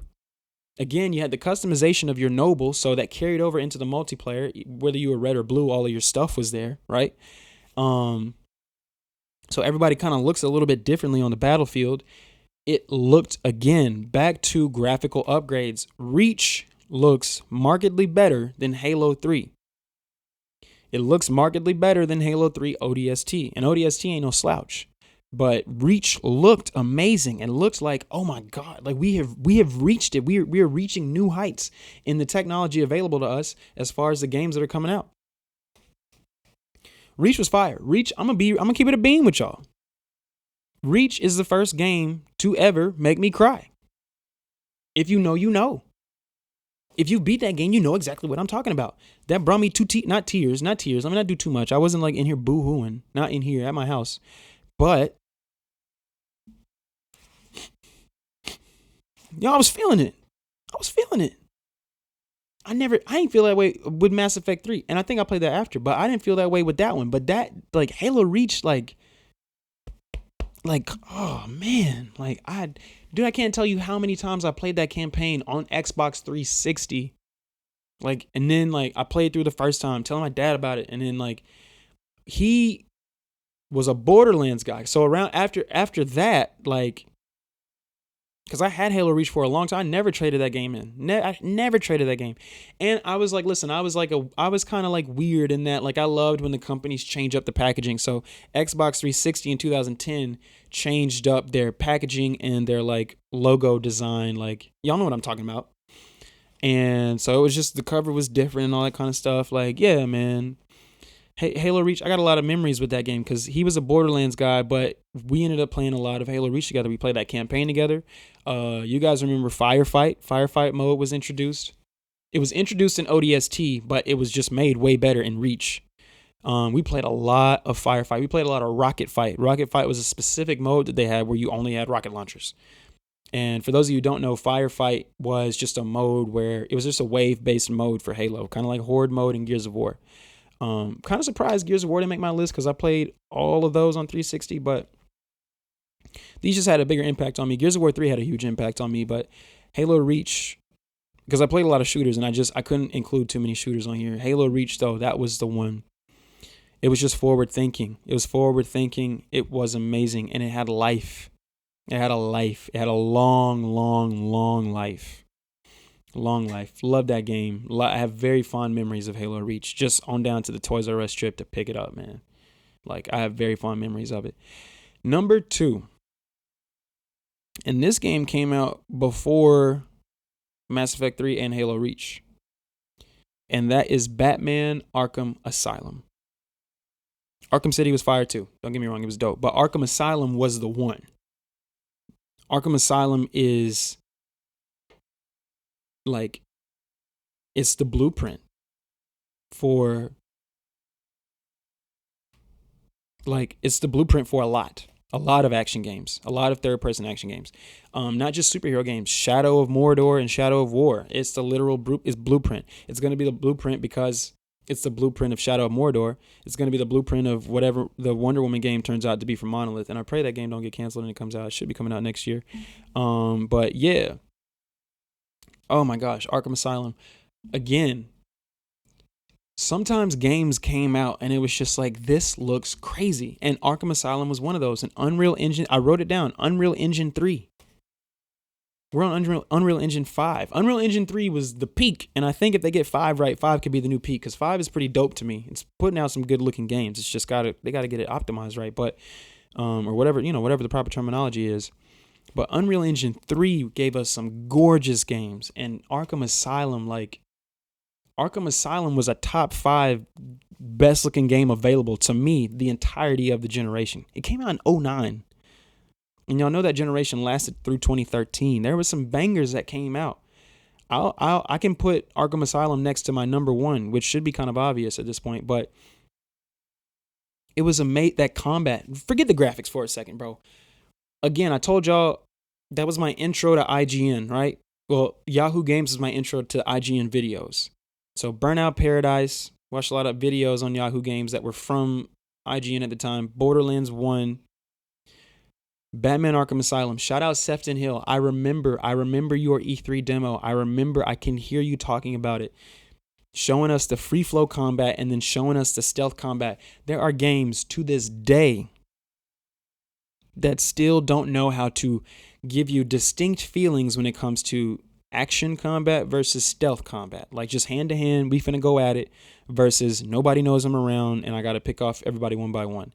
Like you only really get that in a shooting game now where there's a marked difference. And that's only because once everybody's alerted, they're all shooting at you. It was two completely different just feelings in the controller when you were like just like scoping everybody out, swinging from gargoyle to gargoyle.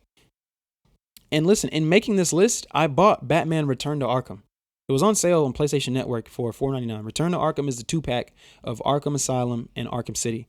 And when I get my Series X, I'm going to play Arkham Origins because that's backwards compatible.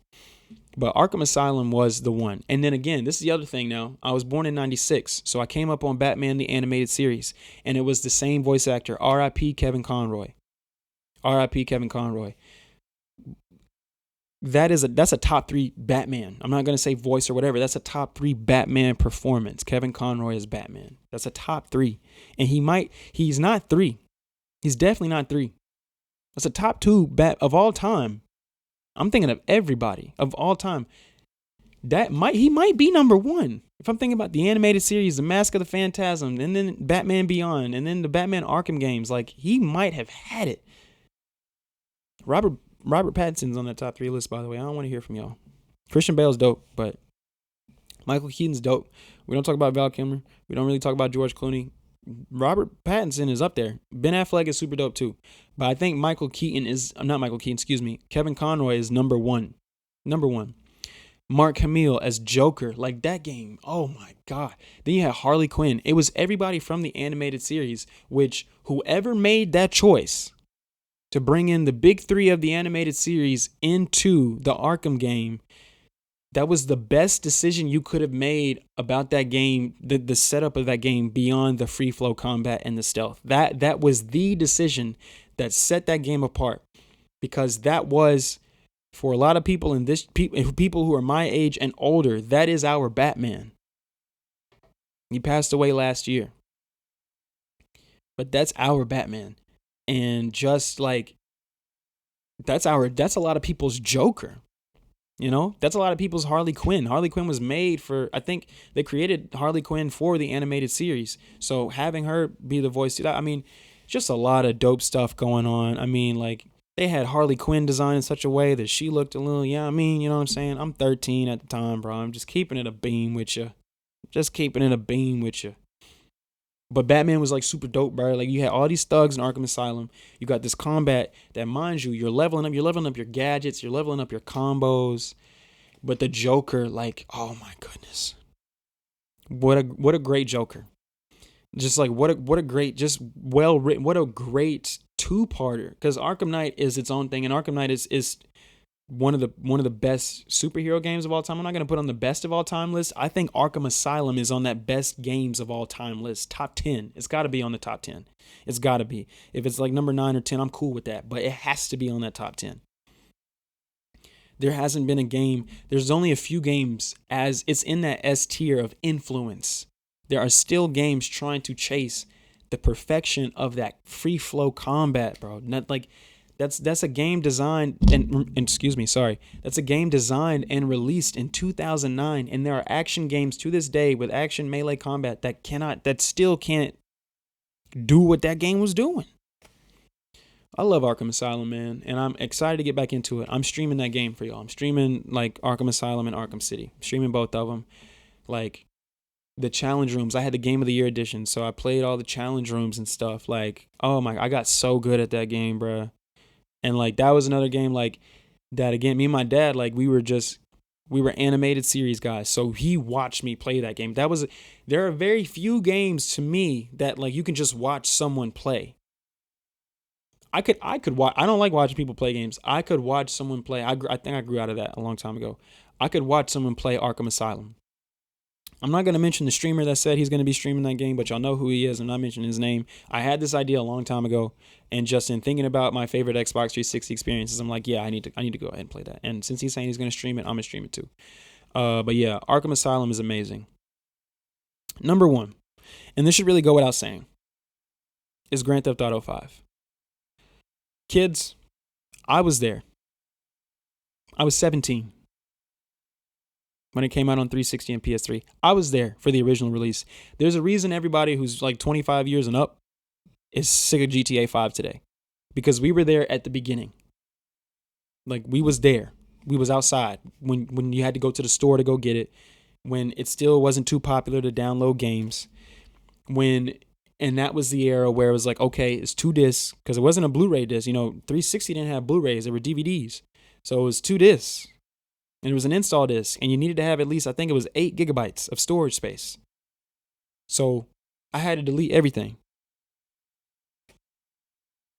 Even though I was of age, I got that game on my birthday, September 26, 2013. It came out in September. I got the game on my birthday. It was still like, yo, I didn't come up on GTA. I got a couple homeboys that had GTA San Andreas on PS2 and all that kind of stuff. Vice City. I remember I had a homie on the bus. He had Vice City on his PSP. I never played a GTA in my life. GTA 5 completely changed my perception of what a video game could do, because I felt like I was playing a movie.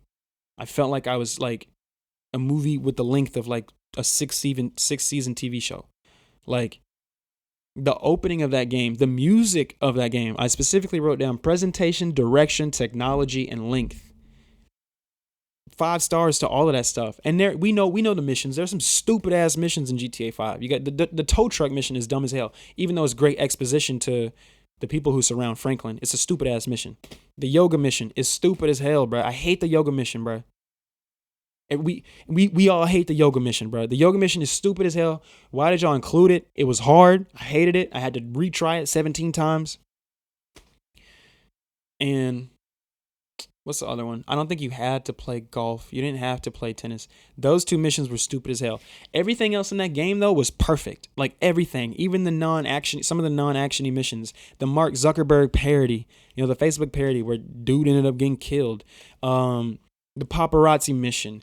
The mission with Michael and his son, you know what I'm saying? Michael's family, Jesus Christ. Like, that entire game, like GTA 5 on Xbox 360, playing that story mode, because again, and online wasn't there on day one. I think online didn't come for like 6 months. Oh my gosh, I've got such good memories of that game. The original soundtrack, because they've updated it throughout the years, the original soundtrack of that game, like, gosh, what is the name of that band? But I remember the music. I remember the song, Maybe We're Just Sleepwalking. I put that on my MP3 player, bro. And then the way they introduced Franklin and Lamar, that song, I can hear it right now because it's purely instrumental. I can hear the bass lines right now.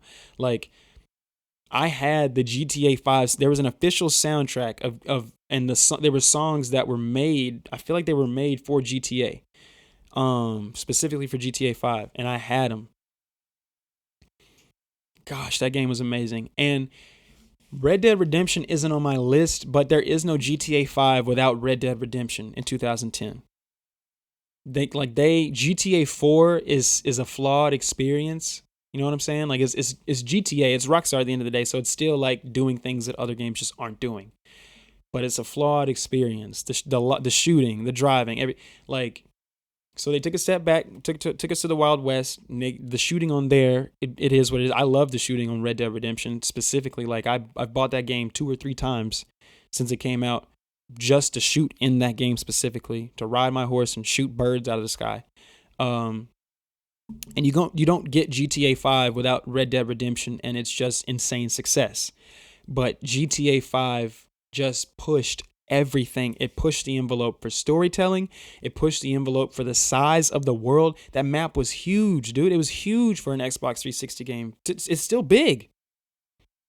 Just scope, direction, like how it was presented to you, everything, like it set itself apart. And Rockstar was already set apart. They were already the bad boy developer, but the 1-2 punch in 3 years of Red Dead and GTA 5 really kind of separated them from everybody else. They're the ones that sing "They're Not Like Us" in the game developer space on console. And I say that I'm not counting Valve and Blizzard, because I think they also are in there. They're in that. I mean, if there's a big 3, it's Blizzard, especially at this time. It's Blizzard. I just said Valve, and I think Rockstar. was the third of the big three. Like that was, again, on 360. I'm not even talking about the Xbox One or PS4 port. I'm not talking about the PS5 version or Series X version, which are really good versions. They look really great. You know, they really, I mean, you getting what you pay for out of those games is a reason you got to pay for it again when you get the remasters. But they still don't feel greedy because they run really great and they look really great. But on 360, it was like, I cannot believe I'm playing this the entire time I was playing it. That was what I was saying. I cannot believe it looks like this. Like, think about those explosions. Think about that lighting. Like, I cannot believe this game looks like this in 2013. I'm playing something like this on console. GTA 5 was ridiculous. I'm hyped for GTA 6 off the strength of the initial release of GTA 5. Like, it was just everything. How they marketed that game. Like, the trailers, just the box art. It was just dope. 3 characters. You played as you could change to any dude. Once you got them all 3, you could change to any one of them at any point. Who was doing that? Somebody was doing it. It doesn't come to mind right now, but somebody was doing it. But this is what I think, just leading me into what I think an Xbox 360 coded experience is. It's just something that is focused. Batman Arkham Asylum was focused. Arkham Knight, like, doesn't take Arkham Knight's not better than Arkham City. They're all 3 of those games are masterpieces, but there's levels to the masterpiece. And Arkham Knight, I think, because it came out post Skyrim and post GTA 5 and in the same year as The Witcher 3 and was published by the same publisher, Warner Brothers, they published Witcher 3. I think there was pressure to make that game big and have a lot of things to do. But Arkham Asylum was a focused, this is what we're doing. It's an Arkham Asylum thing. We're going to show you the mysteries of Arkham Asylum, the mysteries of all of these characters, the rogues gallery of Batman's villains and all this kind of stuff and who they are and why they ended up here and the Riddler and just all these things going on, ducked around the corner. And this is what it looks like. And like, you know, Arkham Asylum kind of being like a huge manor / estate turned asylum. It was just fire. GTA 5 was focused on being the best open world experience on console, period. Nobody cared about Elder Scrolls 5 Skyrim when GTA 5 hit the streets. They had to do the re-release to remind y'all that they were that good. You know what I'm saying? Like, when GTA 5 came out, there was nothing. There was nothing. Maybe Red Dead Redemption 1. But there was nothing that compared to driving around Los Santos, Los Angeles. There was nothing like it. There was nothing like it. And I love that game, man. I really did. I really loved that game. That was my first, like, really, like, truly adult game because I didn't play, like, Kane and Lynch and stuff like that. The really hard M's. Some of the games that I wanted to play, I was just, like, I avoided. I didn't even want the trouble, bro. I didn't want to go through the trouble, bro, trying to convince, like, yo, it's just a video game. Like, you know, as you become a teenager, it's like, bro, like, okay, like, some of this kind of silly. You know what I'm saying? Like, nah, it's just like, bro, I'm playing it at the homeboy house. Why can't I play it here? But, you know, I had GTA 5 in my house, man. I did. Day 1 or week 1, whatever. And boy, man, they had it. They had the sauce. And people are still chasing that sauce to this day. That's the crazy part. People are still chasing the sauce of Batman Arkham Asylum and GTA 5 specifically. They're still chasing those respective sauces. And if you're not, which, you know, we see what happened with Rocksteady with Suicide Squad, but shout out to Sefton Hill for what he did on directing Arkham Asylum. Shout out to Rockstar. I think it was Rockstar North that did GTA 5. I'm not sure, but shout out to them, bro. Like, that was an experience. One of my favorite, like, one of those. That was a lunch table game. That was it just the nerds, the hyper nerds, the regular, like, casual gamers and everybody in between. Everybody had GTA 5. Who did you kill? Did you kill Michael? Did you kill Franklin? Nobody killed Franklin.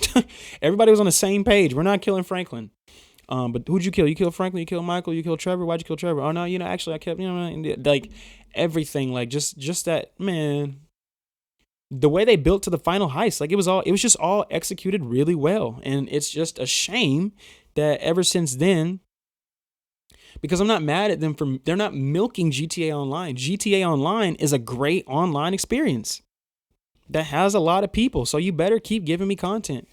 But everybody has been trying to just redo that, and they can't do it. Like the open world crime games outside of Sleeping Dogs, which is also in my honorable mentions. I'll have to like that's my honorable mention also. Outside of Sleeping Dogs, the crime-based open world games just couldn't do it. Saints Row was never the same. Saints Row had to start being goofy as hell. It had to start being goofy as hell. Like it couldn't, like, nah, GTA 5 is bad, man. We can't. As soon as they heard a rumor, as soon as we heard the GTA 5 was coming, they stopped. Nah, Saints Row 3, we're just doing goofy shit. Saints Row 4, we're a superhero who can fly and we're protecting the world against aliens. Like, all right, yo. And then the reboot that happened in 2022, like the open world crime based game True Crime never came back. They had to change their name to Sleeping. That was a rumor. It was True Crime Hong Kong, and it ended up being Sleeping Dogs. And Sleeping Dogs is amazing. Sleeping Dogs is an S tier game. But there is no Sleeping Dogs without Batman Arkham Asylum and Grand Theft Auto. There isn't, because that's literally those two games in one, with the kung fu and, just the open world aesthetic.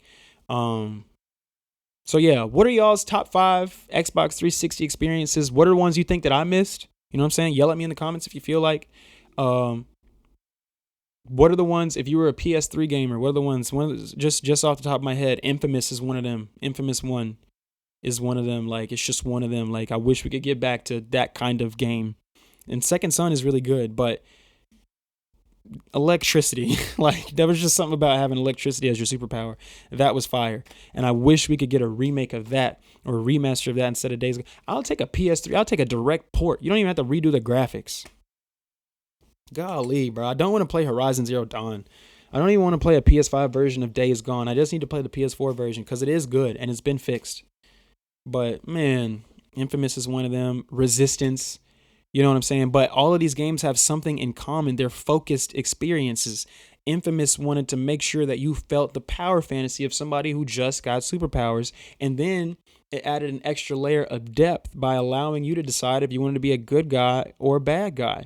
And it gave you a visual representation of your choices. You could see it in your player's face. You could see it in Cole's face. It was super dope. Resistance is just, again, art direction. It's not really graphics. It's art direction. It's aliens in like just like what was it, like World War II or something like that. It's not modern. In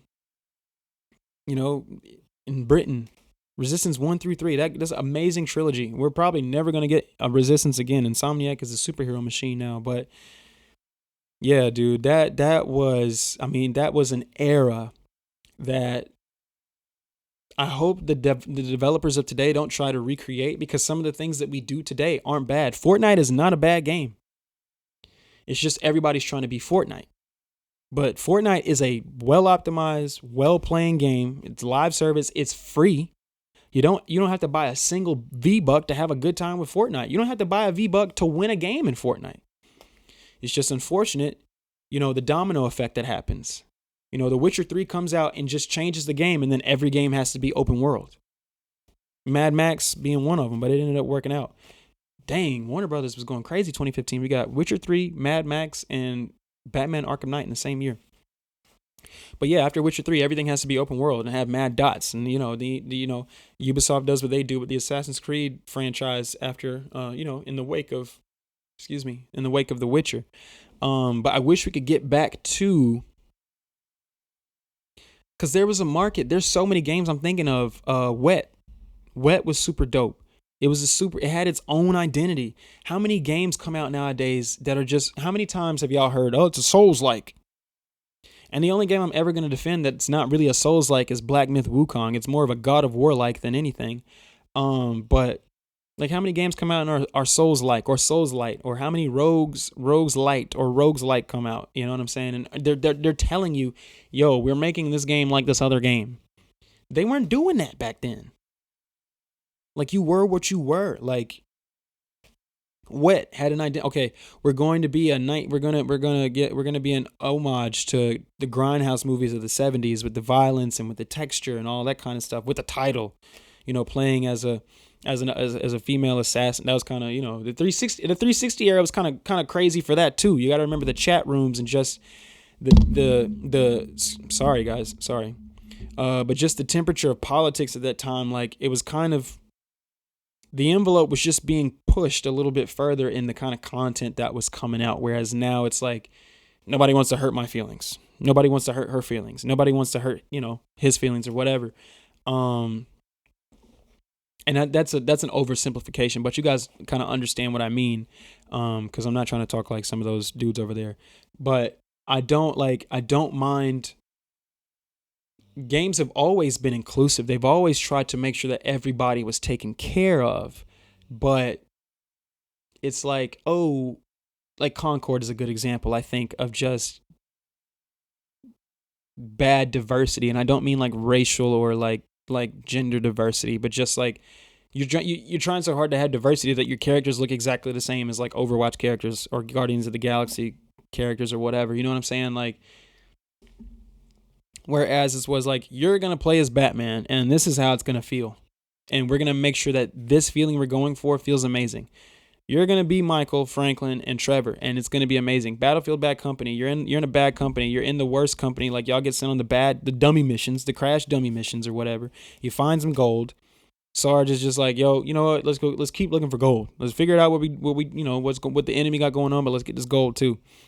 And we're gonna focus on destructibility and all that kind of stuff. Like, Halo Reach. We're trying to give you a pure Halo experience. This was Bungie's swan song. It was their last one, but also at the same time, we want to push the series forward. They pushed that multiplayer forward with that game. And I just wish that a game would come out and say, we're trying to do this and we want to do this well. Because when you do this and you do this well, you push the envelope. I think Dragon Age has the potential to do that if the story is good. The new Veilguard, we'll see how that goes. But a lot of games coming out are not going to do that. Assassin's Creed Shadows is not going to push the envelope of what's happening in games right now. It's not. And I'm hyped for that game, but it's not. Astrobot doesn't really move us forward. You know what I'm saying? I yearn for that.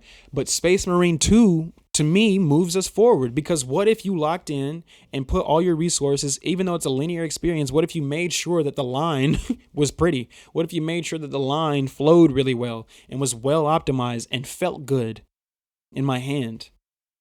Instead of just trying to make sure that you have 7 million people playing this at once. What if you just made sure that the however many hundreds of thousands played at day one, like, make sure that they are having like a pure Warhammer experience, not a like, it's not like people compare it to Gears of War, but it's not like Gears of War. Like, there's aliens and there's melee, but there's no cover. There's no cover. You don't get behind cover. You're a Space Marine. You're in their faces and you need to figure it out. Like, that's the game. So, like Crisis 2 and Crisis 3, like, they don't make my list, but they still pushed the industry forward.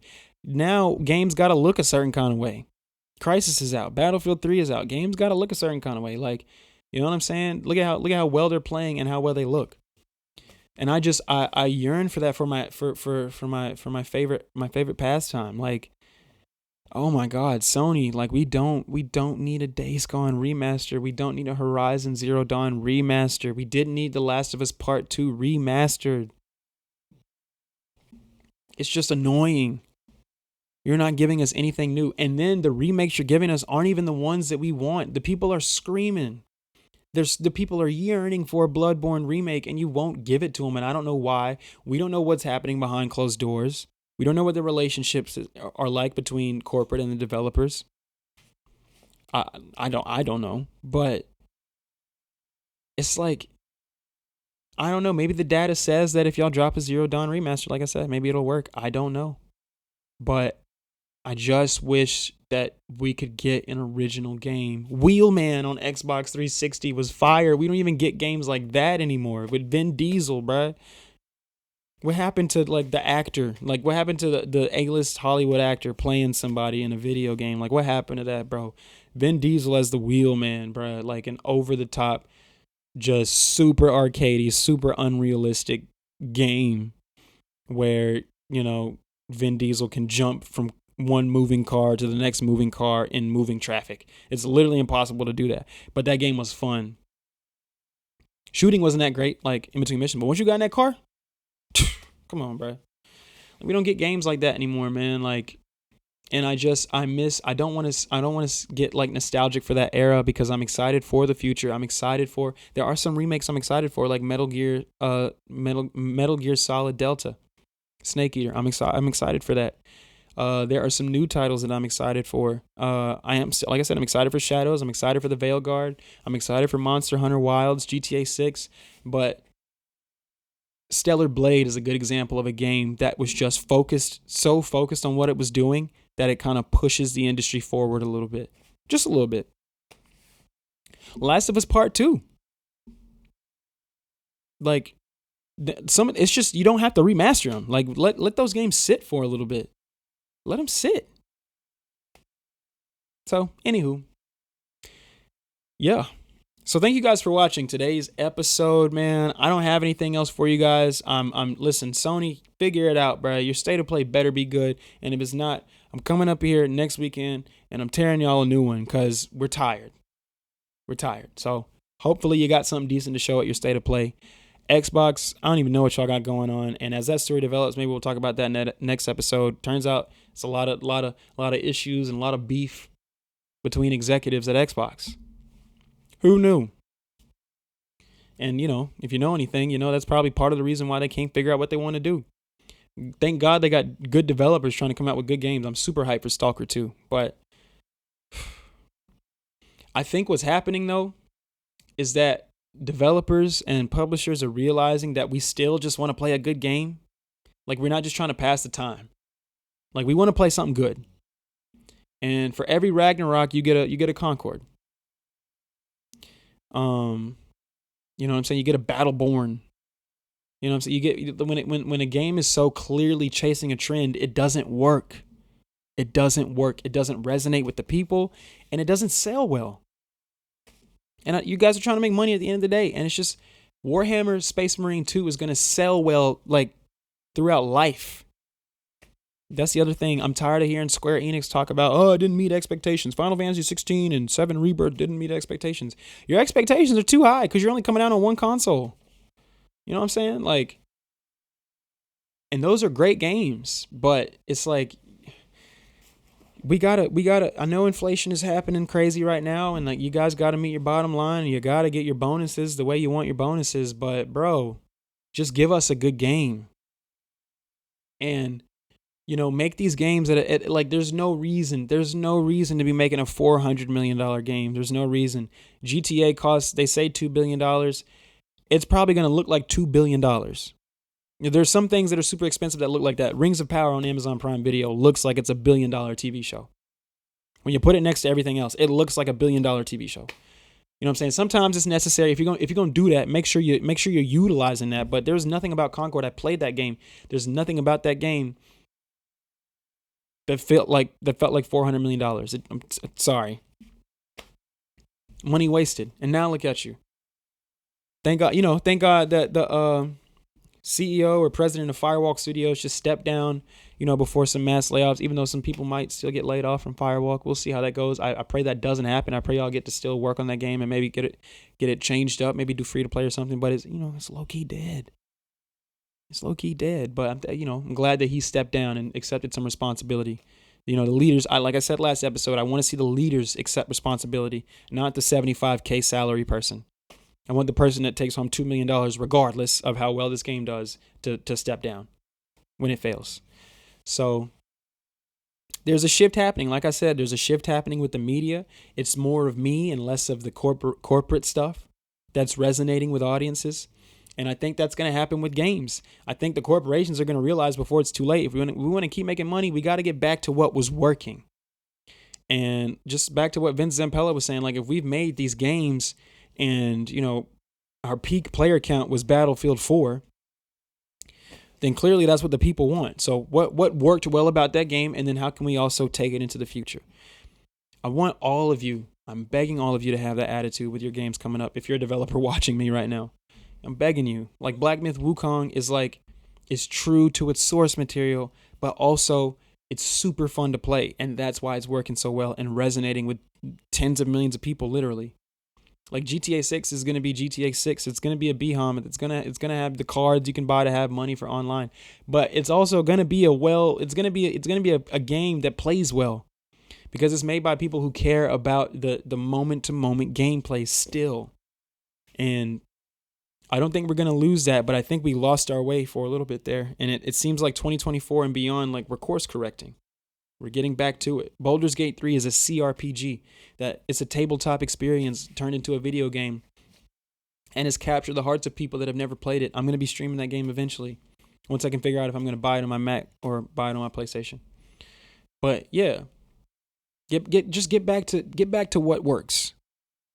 Not get back to what works. Ask us what works, not the comment section. Not the comment section. Use the data that you have.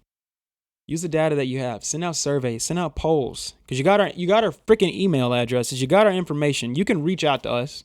You can send us a survey and say, what do you like? What do you not like? Ask us what trends we enjoy and what we don't enjoy. There was no reason at all for Dragon Age to be a live service multiplayer game, and I'm glad that shit is not happening. But that's what I'm saying. That was almost a dud. It almost didn't work out. But thank God they got it right. So yeah, man. Listen. I'm going to be streaming my return to Arkham this week. Look out for that. On the horizon, I mean, now it's go time. It's go time. We're entering the holiday season. It's going to be a new game. It's going to be multiple games coming out in the same day and a new game every weekend. And we only going to have time to play so many. You know what I'm saying? We're getting Black Ops 6 5 days before Dragon Age the Veilguard. You know what I'm saying? Something going to have to bite it. And I'm going to need to finish Black Myth before then. You know what I'm saying? PS5 Pro comes out first week of November. That's going to make people go back to their backlog. But then 2 weeks later, we've got Assassin's Creed Shadows. You might not play it, but there's going to be a lot of people playing Assassin's Creed Shadows. So it's just a lot of stuff out here that we can play. It's crunch time now. But yeah, look out for more videos in the future. Please, if you haven't already, please like and subscribe. I really appreciate you guys being in the audience. I just appreciate you supporting me. It's just super dope to be able to do this. You know what I'm saying? I love being able to do this. I love giving you guys my thoughts and opinions. And yeah, I hope you guys join me again next week. And I hope you guys enjoyed this episode. Let me know something. Let me know your top 5 in the comments. You know what I'm saying? Because the developers need to see what we like, so they can make more of it. But anyway, man, shoot, y'all be easy, bro. Until next time, I'm signing off.